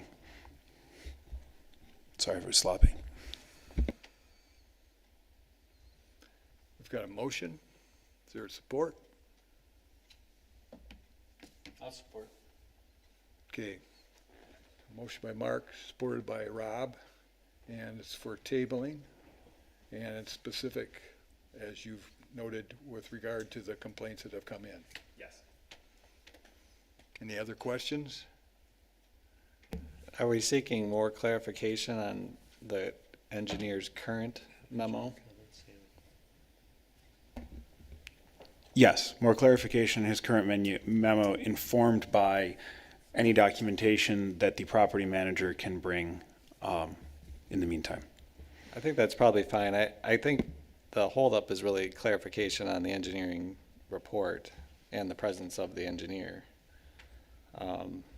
Maybe there would be more public input, I suppose, but I think we're waiting on the engineer clarification. Yeah, I mean, a lot of this hinges on allegations that, you know, there's he said, she said going on, and I'd really love to get that on the record. Okay. Got an understanding then? Okay. All those in favor of tabling action on this indicate by saying aye. Aye. Those opposed? Aye. So, the action's tabled until the future meeting, and Paula, what do you project that to be, the date? Well, I would, if it's, if we get what was requested in time, we would put that on the 6/17 meeting, and if that meeting gets too full, something might have to get bumped, but tabled items get preference coming back. Okay. All right, understood? Okay. Thank you very much for your time this evening.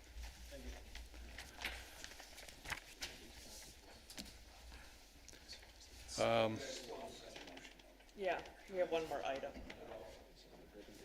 Pardon? He wants to make a comment. Yeah, why don't you come forward? So, just being a resident of the area we're talking about, by the way, Charles Duchesne, I'm not aware of the complaints, and I kind of came in a little late, but I'm really looking forward to understanding that. We bought there in phase 1, 5 years ago, and it's been a really good experience. So, again, I kind of came in a little bit late tonight, and Dave is the developer with all this, and I mean, he's kind of, I think he wants combined 4 and 5, you know, part of that whole deal.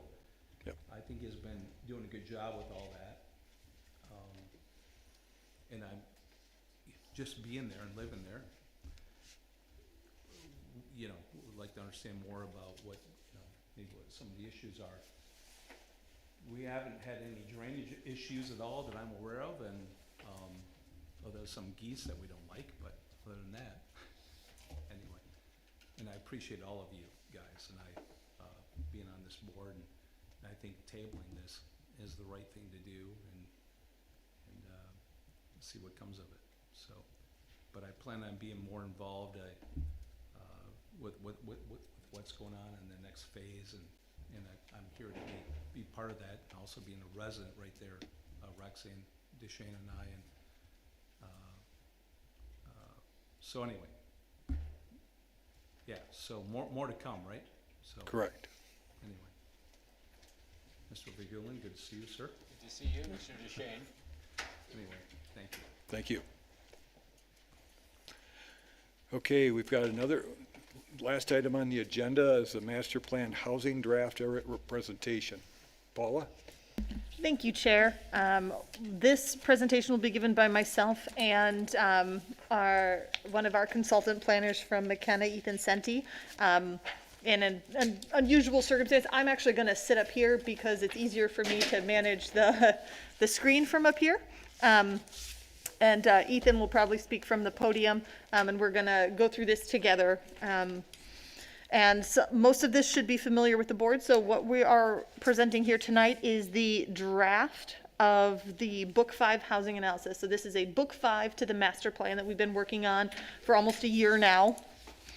And so a lot of this is familiar. We're trying to get an understanding of the housing market in Walker, the need for future housing, and what type of housing, and how the city can be proactive in creating the housing that the city wishes to see to meet that demand. And so from the analysis that took place, so the first step in this process was an analysis by staff and our friends at McKenna. They did an in-depth housing needs assessment and looked at the current housing market. And would you shut the door, please? She's got it. Oh, thank you.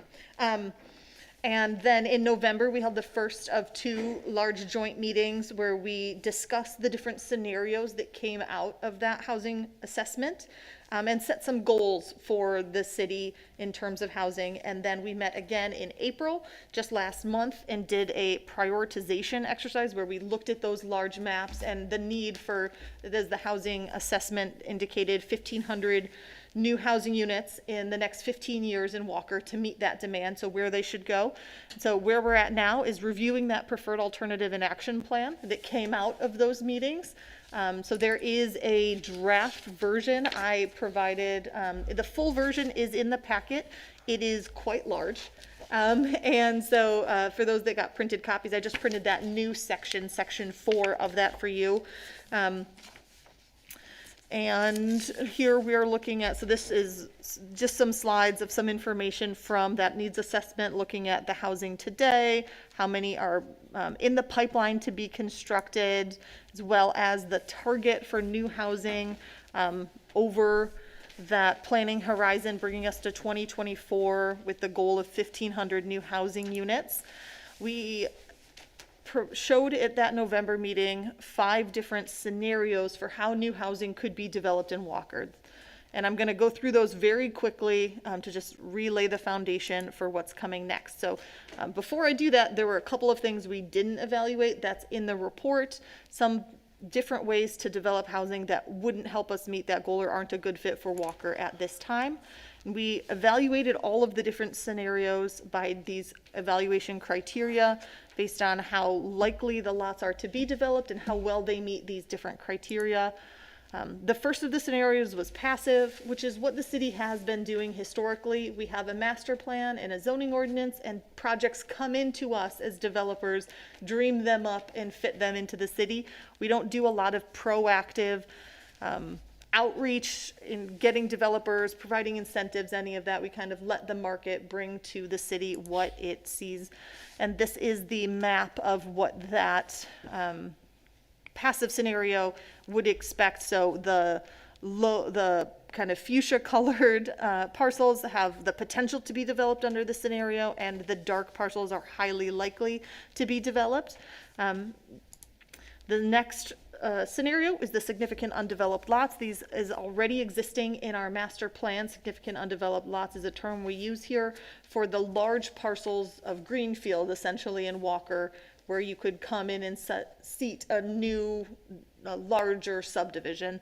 So we've seen many of these come through. Think some of our golf courses that have gotten redeveloped, Lincoln Lawns and or Lincoln Country Club, English Hills, or the Vista 45 site, which has been primarily farm field and is now being developed. So there are a number of additional sites like that. These are where they're located. There's a few off Bristol, several off O'Brien, Richmond Farms, etc., a few along Wilson as well. If those were to be developed, how they would create, would they get us to that 1,500 number? Another scenario is mixed-use overlays. This looks primarily at the areas where we have overlays already in our zoning ordinance: Standale, Remembrance and Leonard, and Alpine south of the highway, and what would need to take place for those to redevelop in a mixed-use capacity to create more walkability and density in those areas and create new housing units.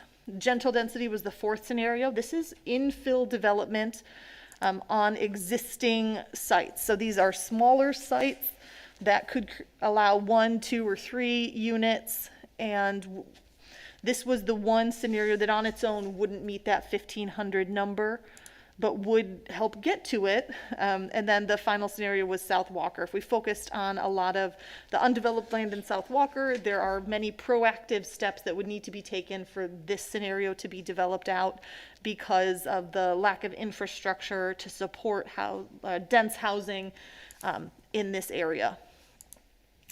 So we compared those different scenarios and that 1,500 target, and how likely they are to be developed. And as you can see, on the high likelihood, none of the scenarios on their own meet that number. Most do with the overall potential. And ultimately, we determined after reviewing them that a combination of approaches is probably what's needed. No one scenario, and we're not going to put all of our eggs in one basket of saying we're just doing this type of development, but we're going to kind of mix and match what makes sense most with context in Walker. And this is the final map that was prepared out of the April exercise where all of the different 3 groups got to that number, and there was some consensus conversation at the end. How do we reach that 1,500 units? This map shows one way to do it that aligns with the city's goals to date. And these create the basis for the preferred alternative. And now I'm going to throw the ball over to Ethan, who's going to go through in a little more detail what is shown in this preferred alternative and how we would get to seeing these sites developed in Walker. All right, great. Can everybody hear me okay? Awesome. I think I'm familiar with all of you at this point based on our commission meetings, and you are with me, but Chris obviously isn't here this evening. And oh, a little bit closer? Is that better? Just maybe a little bit louder, please. Gotcha. Okay. Yeah, we're just going to go through this preferred alternative, the action plan that we developed based on our discussions to date. And I'll do my best to answer your questions in between Paula, myself, and our debrief with Chris. Do our best to get you an updated draft for passing along to the City Commission in the next couple of weeks. So, Paula's got the preferred alternative up there right now. And the 15-unit threshold, or 1,500 unit threshold, of course, is what the activity this past month was about.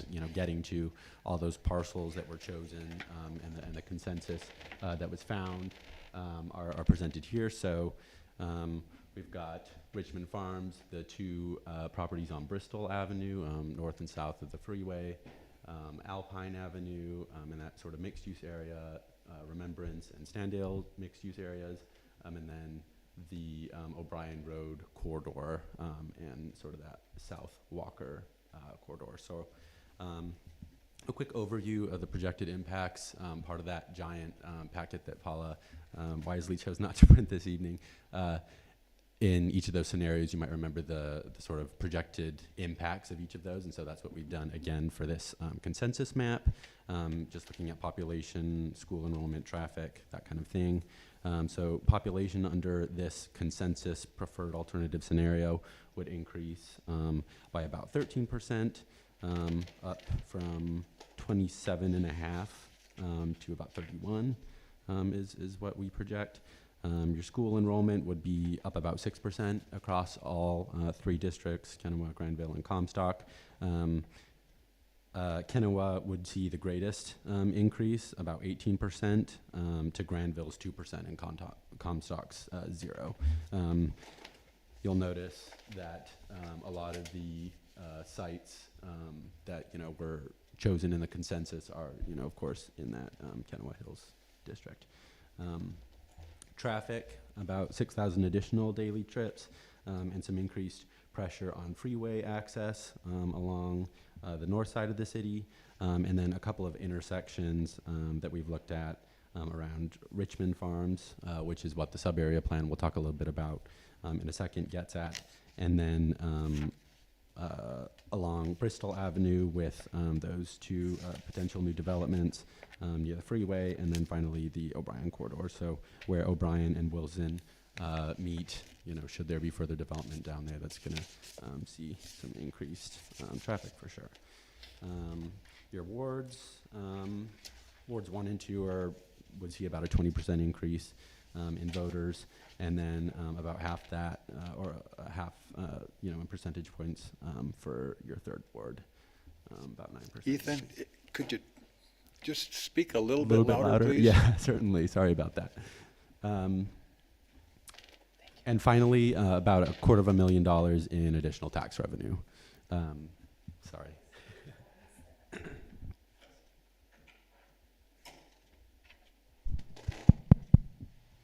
How's that? Can you hear me? A little bit louder. No, a little bit louder. All right. Yeah, use your outside voice a little bit more. Will do. Thanks for the note. So given those impacts, kind of moving into the action plan, of course, this is your implementation layer. And this chart that you see, we've got organized based on the 6 areas that we identified throughout this process, those sites that I mentioned earlier. And then along the left side, sort of the type of action. So we've got future planning projects, which would be like sub-area plans and corridor plans, developer relationship building, so recruiting developers, making sure or creating additional resources for those developers. And then policy initiatives, looking at potential DDAs or CIAs, corridor improvement authorities, and TIF districts to go along with those. Land use changes, looking at amending your future land use map, and maybe consequently your zoning ordinance and zoning map. And then finally, infrastructure enhancement, so your water, sewer, and mobility stuff. So I'm not going to get into all of those actions, but we've kind of chosen some of the major ones from each site, and happy to answer questions on the others also. But looking at Richmond Farms, this was from the second scenario, the significant undeveloped lots that Paula mentioned. And this, Richmond Farms, has a future land use designation of residential growth 2 to 4. As part of this process, in our discussions, the split between there that was previously, meant to transition from 2 to 4 on the south side and 4 to 8 on the north side, 48 units per acre, has been consolidated all into residential growth 2 to 4. One of the reasons is because of the wetland obstacle and the difficulty of accessing the northern part of that parcel from 3 Mile Road, which has been noted in discussions a couple of times. Sort of hand in hand with that, the housing target that we talked about as a group during the Joint Commission meetings was quite a bit lower than what was projected because of those obstacles in developing the northern part. So about, we heard like 450 to 500 units of mixed types, not too different from what has been proposed there recently. The primary action we've identified for this area is a sub-area plan, and that would be a future plan. And what we've done, is just kind of put together a quick, sketch plan of what that might entail. So a sub-area plan would establish expectations for phasing, look at buffers from the wetland area on the north side, and then road connections. So as I mentioned, the road connections to 3 Mile Road, although there's, frontage there, the wetlands make that difficult. But along the east edge on Lamont and Aletha, there's potential for connection to adjacent residential neighborhoods. And then on Richmond, of course, right across from Ruthven and Mullins Avenues, two major connections would be there. A four-way stop or potentially a signal at both of those. Ethan? Yeah. Go Yeah, ahead. you get to the end of the sentences, it gets harder to listen to Am you. I I'm trailing off? sorry, but I think for us to get some benefit out of it. I do have, in terms of developing a sub-area plan, what's the process? Who are the participants in these as you foresee this? Yeah. So that would be, that would be a future planning project that you could put out, a bid for. That would be, based on this work that has been done to date, and on your, other components of your master plan. That, the scope of that would have to be worked out more fully, but it could include some public engagement if the planning commission deemed it necessary. Terry, you can kind of think about when we did the Vista 45 one, we did that sub-area plan. Yeah. So we talked about trying to put that mixed use along Lake Michigan Drive and working through that. And I believe that we did that through PC and CC and ZBA Yeah. maybe? We did that one in a similar effort to this overall planning effort. So Yeah. Planning Commission, City Commission, and Zoning Board of Appeals were all invited to participate, along with the property owner, interested developers, neighbors, local organizations or agencies, companies that were interested are all invited to participate at that time. And we could run something similar or create a slight variation on that. Do you process. start that then, like, once you have a developer, like, interested in the property? Like, I know that there was the Richmond Farms plan, and then it got pulled. Would it be, like, getting them involved, or, like, wait until another plan comes? Because I know that was the big thing on Vista 45 was to get, I don't want to say our buy-in, but, like, our opinions on it before we got to PSAP points, so we're not doing 15 tablings to try to get exactly what we want and can have like a more fluid, open conversation versus like in this type of situation. Right. I think the graphic that Ethan prepared here for us is a good example. We want to not focus on all of the interior details, but look at a high level. So look at things that we need to consider, what road connections are essential. Are there any non-motorized connections that are essential? Density, unit type, are there areas to avoid? So we want some of those high level details and get some of the city's goals down before we have someone prepared to develop the property. And that gives a developer some of that direction to prepare a plan that they can expect, if it meets all of these things, will move forward relatively streamlined. So because we're pretty close to the neighboring city of Grand Rapids here, would that be something that we would work with them together on this? I know that we try to be good neighbors in this situation. To me, this seems like a great idea for collaboration going forward with that. It absolutely could be. Yeah, I think the road network, and I think that's brought out in what's in this document here, that road network is one of the big issues. How many, access points back to Richmond? Does it connect with Maplebrook Drive? Is it possible to take it all the way over to Elmridge by way of Aletha and Lamont Drives? Yep, these are some of the things we would want to work out. For example, our current master plan says we would like to see a connection to 3 Mile here. What we've heard from everyone who's looked at it is that that's functionally impossible. Everything is possible, but prohibitively expensive to connect through these wetlands and very wet areas up here. And previous connections of potentially connecting to Keyline don't really work because of the nature of that road, and it's an industrial road that comes out to so we would look at that in more detail through a planning process and see, is that feasible? Should it be in our plan? Should it not be? Is another connection such as Elmridge something that would make more sense?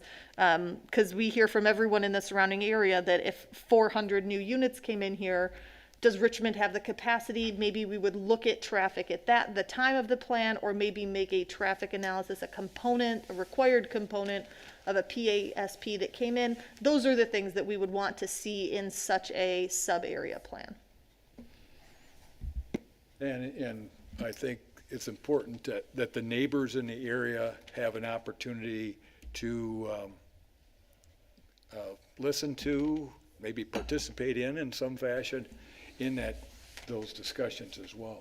Yeah, I agree. When that was originally on our agenda, I read some of the Facebook comments, and if I could kind of characterize them, they were saying, yeah, development is great, but you've got to get an access point out.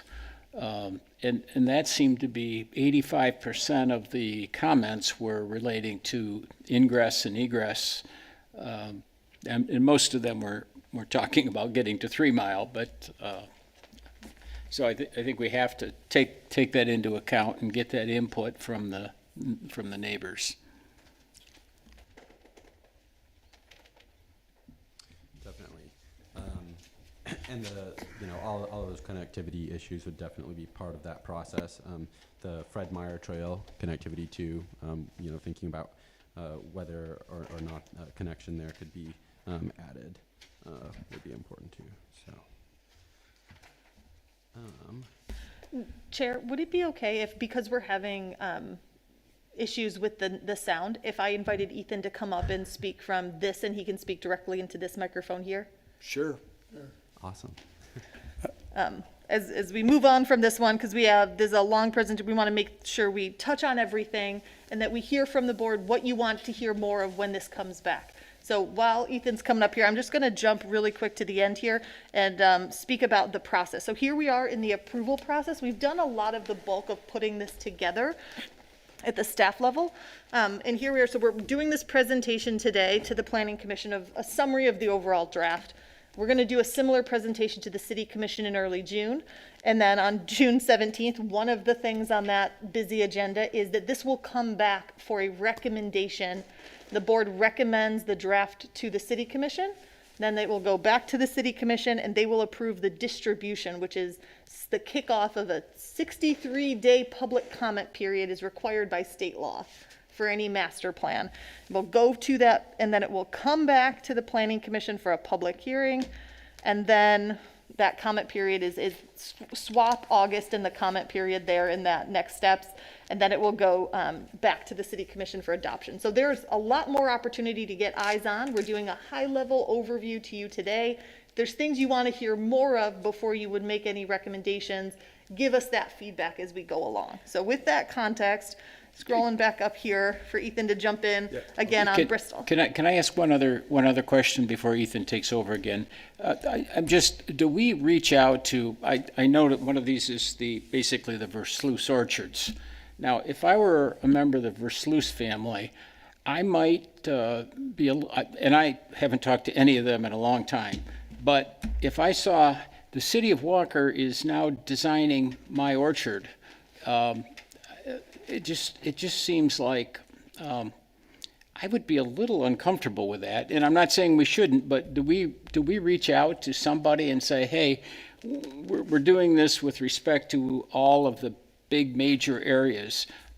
I mean, if you were designing, here's the Verheulen residence, let's do a plan on that. I'd say, well, just a minute, don't I have anything to say about it? And it's just to think about. I don't know, maybe they don't care, maybe they welcome it, but it just seems like there aren't that many areas. If you've got one property owner in one section, it might not be a bad idea to say, hey, we're doing long-term planning.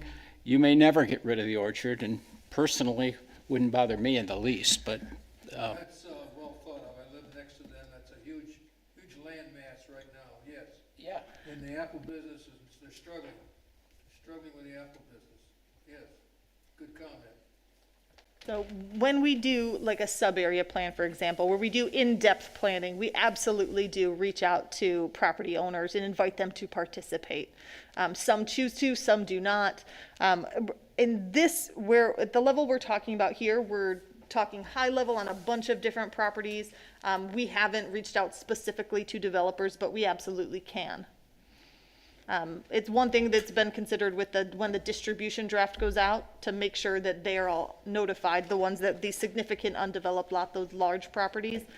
to let them know that the city is just looking at a lot of property around the city, including theirs. Yeah, I think that would be like a good idea from like the standpoint of just making sure that they're aware of like none of the stuff that we're talking about or even like these sub-area plans does not mean that that's what it's gonna be, and just really stress to the point that we're looking like 20 years out kind of thing of what we want to see. And obviously stuff changes. But yeah, the fact of the matter is that 20-year plan, somebody may come in rather than sooner, later, they come in sooner, and you want to have a process that's nimble enough in order to bring together all that discussion and the property owners, the neighboring property owners, and in this case, we're next door to GR and get some feedback there. And I think it's different because it's like specifically calling out their name versus the other properties are more like generalized areas. Quick question on these plans. Do these, I mean, we said 20 years ago, these things could be 20 years in the future. 20 years ago was 2006. Property market has changed a lot many times since 2006. Do these plans in any way bind future planning commissions? That is to say, if someone shows up in 5 years with something that looks like it's lifted right off that page, is there going to be any legal pressure from a lawsuit point of view or anything if a future planning commission goes, yeah, we don't like that? Paula? I would say that the primary way we address that concern, understandable concern, is that master plans are supposed to be reviewed every 5 years. We give them a 20-year planning horizon because we want to look long-term. We don't want to just be looking at what's going to get built next year. We want to look toward the future. We review them periodically to make adjustments when major things change. And so this will be the second major change to our master plan since it was adopted in 2020. So it is a living policy document. It is not ordinance. We do look to it and refer to it. That's why we make sure there's a lot in there. There's goals, there's actions, there's sub area things. There's a lot of components because it does provide a little bit of direction and flexibility. I would say a guide. It's a guide. I mean, I saw that and I thought this looks like a pre-PUD approval document here. And are we putting a stamp of approval on something before we even have a developer in the door when the whole housing market could be topsy-turvy in 5 years and it could be nonsense? That's my only concern. Anyways, I'll stop gluing us up here. Yeah, I think, obviously completed sub-area plan would have, a little bit more weight, I think, than what we prepared here. But, yeah, I agree with what Paula mentioned. The timeline on this that we have kind of set up for Richmond, or, the initial drafted was in the next 2 to 3 years, looking at getting a sub-area plan done, with the city as a lead on that. For Bristol Ave, these of course are the two properties on either side of I-96, and these are also from the significant undeveloped lots scenario. They are both have future land use designation of the residential growth 2 to 4. And you can see that one of the sort of defining features of these is their presence near that industrial area, particularly on the north side. So they're sort of sandwiched between these industrial uses and then also the RPUD and other residential districts. So looking for a developer, one of the actions that we've got highlighted here is recruiting a developer that can design for that particular situation and make sure that development matches that context well. And to aid with this, we've put together some development guidelines. These are, I'd say stop short of a sub-area plan. this parcel is kind of a theoretical parcel that has, Paula, if you can proceed on to the next, there it is, yes. So you can see that this is, not a real parcel in the city, but it does have a similar context with the industrial land use along one side and the residential on the other. And so in an RPUD1 context, something, some potential guidelines for this would be based on your density.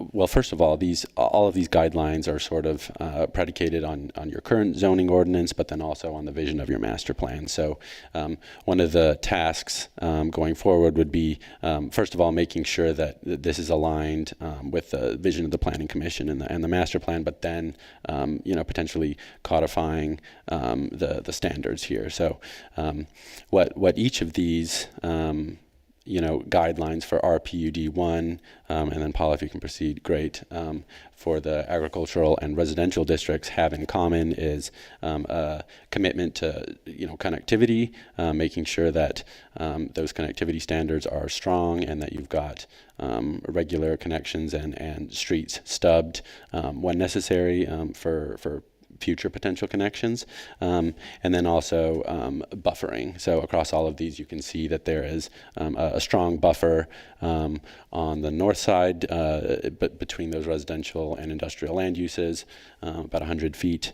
And then also significant preserved open space, so about 10%. So these are just, like I said, a kind of a theoretical design, but meant to, potentially be codified further if these are, matching up with the Planning Commission's vision going forwards. On Alpine, this is from the mixed-use scenario. And the primary action that we've identified here for about the 175 units we heard during the Joint Commission discussions, which is quite a bit below what that area could potentially, hold, was to implement some kind of a corridor improvement authority and potentially a TIF along with that, because of course, as you all know, the Alpine District is very auto-centric currently, and doesn't really match that mixed-use vision that's laid out in the master plan. So making sure that there's a sort of coordinating body to kind of lead development in this area, potentially assist in, collecting parcels nearby and assembling property, and then doing those public infrastructure improvements that might attract further development is what we've laid out here. The time frame on this, 1 to 3 years, and the city, along with other local taxing jurisdictions, would be the key parties. And hopefully lead to further alignment with the master plan in that mixed use type. In remembrance, this is also from that third mixed use scenario, and has been targeted for about 200 units is what we heard during discussions. Expanding the mixed-use overlay, further northwest along Remembrance, potentially up to, about where we are, and sort of continuing Remembrance's neighborhood mixed-use character further along this corridor. And doing so through future land use revisions and zoning text and map amendments is what we've highlighted here. So potentially creating or designating land further northwest along the corridor to match, and then supporting that shape or character of development through rezonings additionally. And then Standale is from our third scenario, again, one of those mixed-use ones. And this one also has been identified as a lower unit count than what the area could theoretically kind of support. And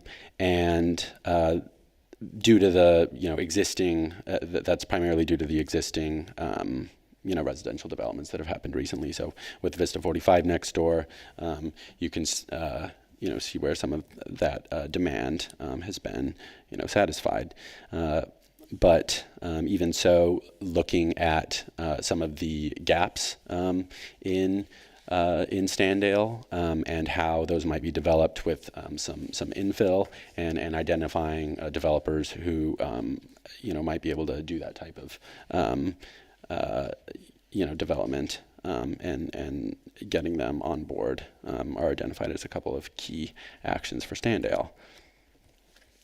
Gentle density, even though not, as Paula mentioned, primary driver, we still heard that using it as another method of bringing on additional housing units through allowing the construction of duplexes, but not triplexes or quadplexes on other lots.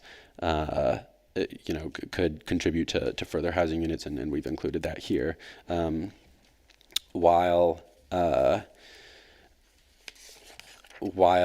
we've identified that a lot of lots in the city currently have the capacity to,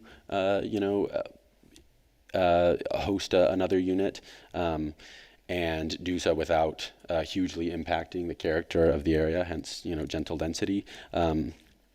The ideal parcels for this are currently zoned agriculture, SA, S, and then the commercial districts, and in none of these duplexes are permitted by right. So potentially considering how duplexes might be allowed in some of those districts, and allowing for those on more parcels is an action that we were proposing here. Isn't this particular one already part of the current master plan? I can speak to that. So this was proposed with the amendment to the master plan that we did in 2024. The time the city commission wanted to take a deeper look at it before being approved. So this went through the process and then was pulled at the end. So there was a map a little bit different from this. We have since refined the gentle density, what falls into that when looking at all the parcels in the city that could be further developed. So we've refined that and those criteria. So it's a little different from what was proposed a few years ago. We took another look across the city to see the spread of those lots that fit within this criteria, and are bringing it back for another look with a lot more documentation in what's been put together in the draft than we had previously when the city commission at the time wanted to see more detail. So yes, we have looked at it before. No, it is not in our current master plan.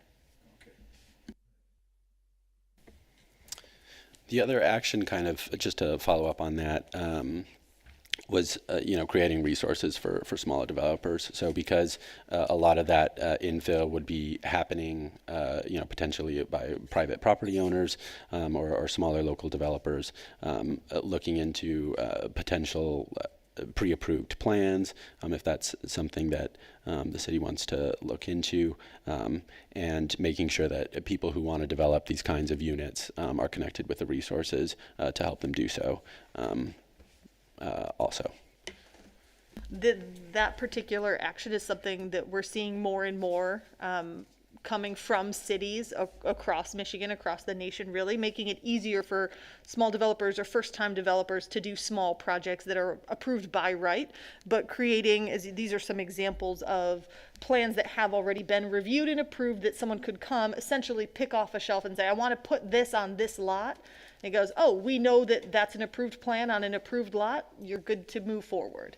So streamlining the process, removing some of the red tape for more of those small developers that won't come here, that don't know the whole process, don't need to apply because the project is already approved by right, making that streamlining it and making it easier. So that's something that we're considering as a potential action to make gentle density more accessible. Great. And then the last sort of large area is the O'Brien Road corridor in South Walker, and this is, of course, from the fifth scenario. And the future land use designations right now are cluster residential and residential existing density. The housing target that we've kind of looked at based on the two large parcels chosen during consensus was about 175 units, but this area could accommodate more along this entire corridor.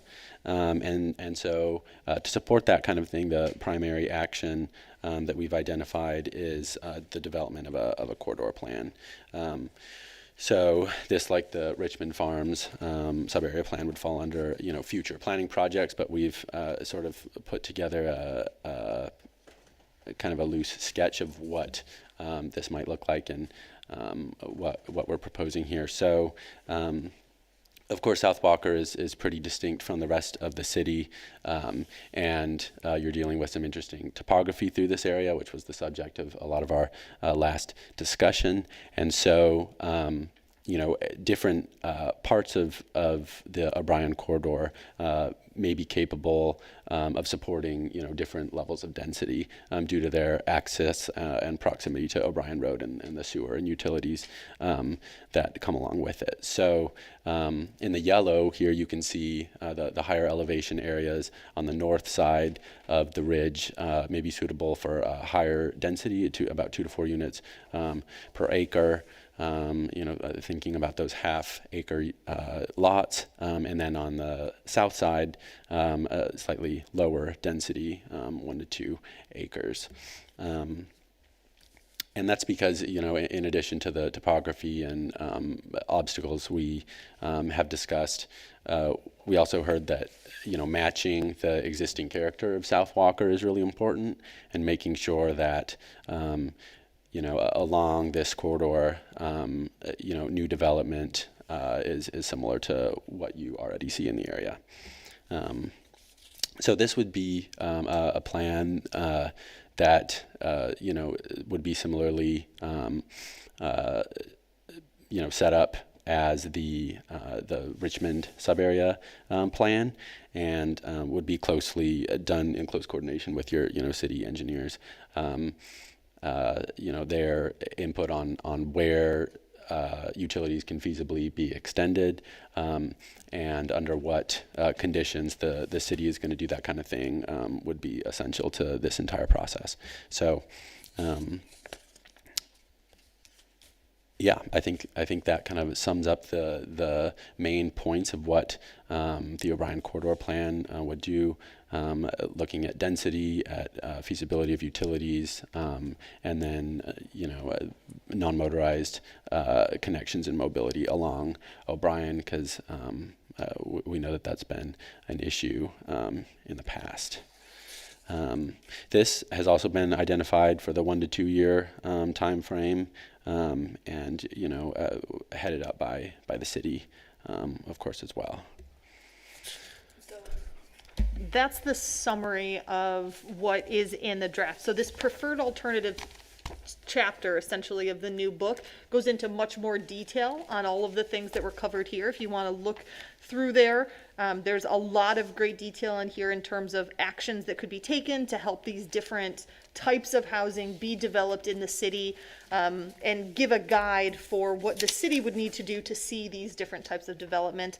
So given all of that and the time in the evening that we're at, are there any pieces of feedback, things you want to hear more about from us before you would feel comfortable moving the full draft, not just this chapter, but the full draft that we've been working on, the housing assessment, the different scenarios, the preferred alternative, putting all that together, moving it closer toward that public comment. It is public now, but we're going to formally put it out, do notice, make sure people know that we're looking at this, and then we can still make revisions at that time. We can make revisions based on feedback we received during that comment window. We'll do a formal public hearing after that before it goes for adoption. So there's lots of steps in this process, but I want to know if there's anything that you don't feel comfortable about or you want to hear more about before you would recommend it. I have.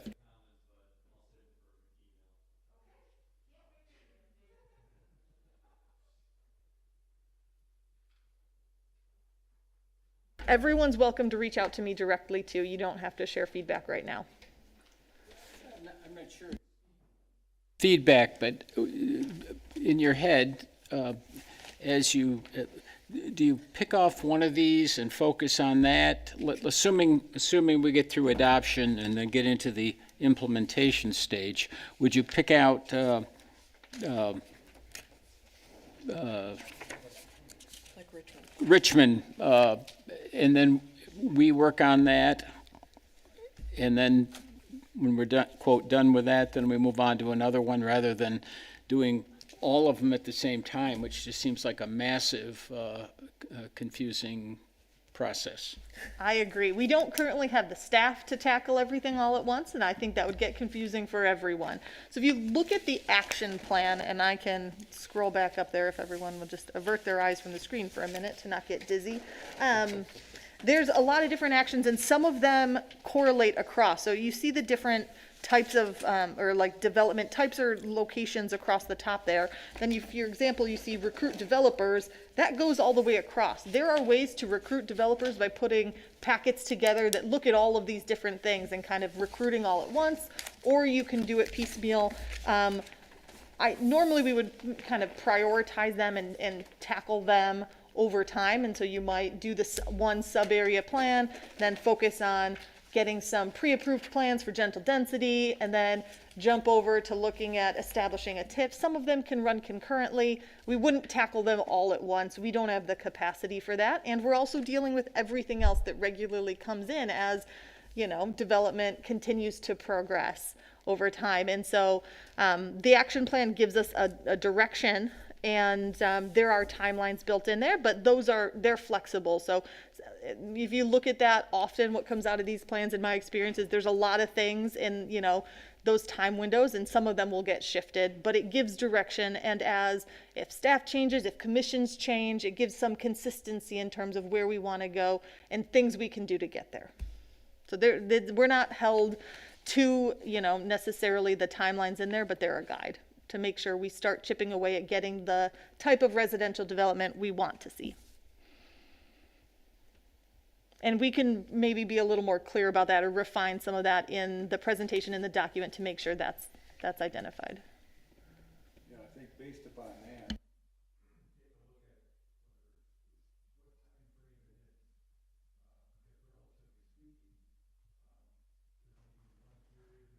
Maybe one area of the community that may be more desirable to concentrate on, recognizing the limitations on the staffing for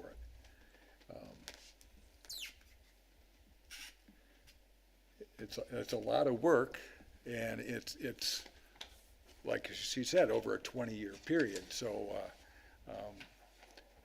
you can't necessarily get it all done up front, but you have to have a plan to guide you on, if you're going to pursue it, this is what we got to do.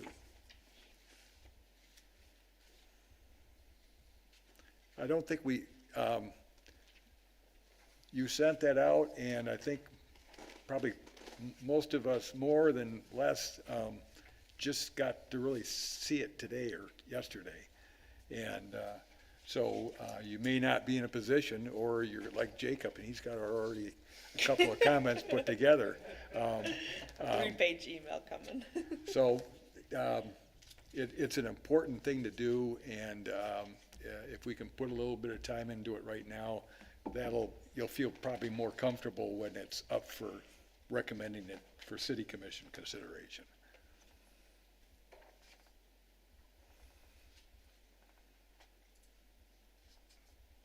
I think that was the last thing on the agenda, so I encourage everyone to take a look. You can go through the presentation again, through the draft. If you want a full hard copy, let me know. I'm happy to get you one to review it off a screen. Sometimes that's nice for the brain. All feedback is welcome, so if you have, this was really interesting, I don't really understand this, this is a key thing, this should be a top priority, send all that my way. Thank you. Thank you. Thanks, everybody. I move Next, to adjourn? just that next meeting on the 17th? Next meeting is June 17th. I will double check that email gets to everyone when I send it out. I'm so sorry. I'm glad that everyone who gets a hard copy got it on time at least. Now I can do it? Yeah. I move to adjourn. Second. Okay, motion by Rob, supported by Mark to adjourn. All those in favor indicate by saying aye. Aye. Those opposed? Motion carried. We're adjourned.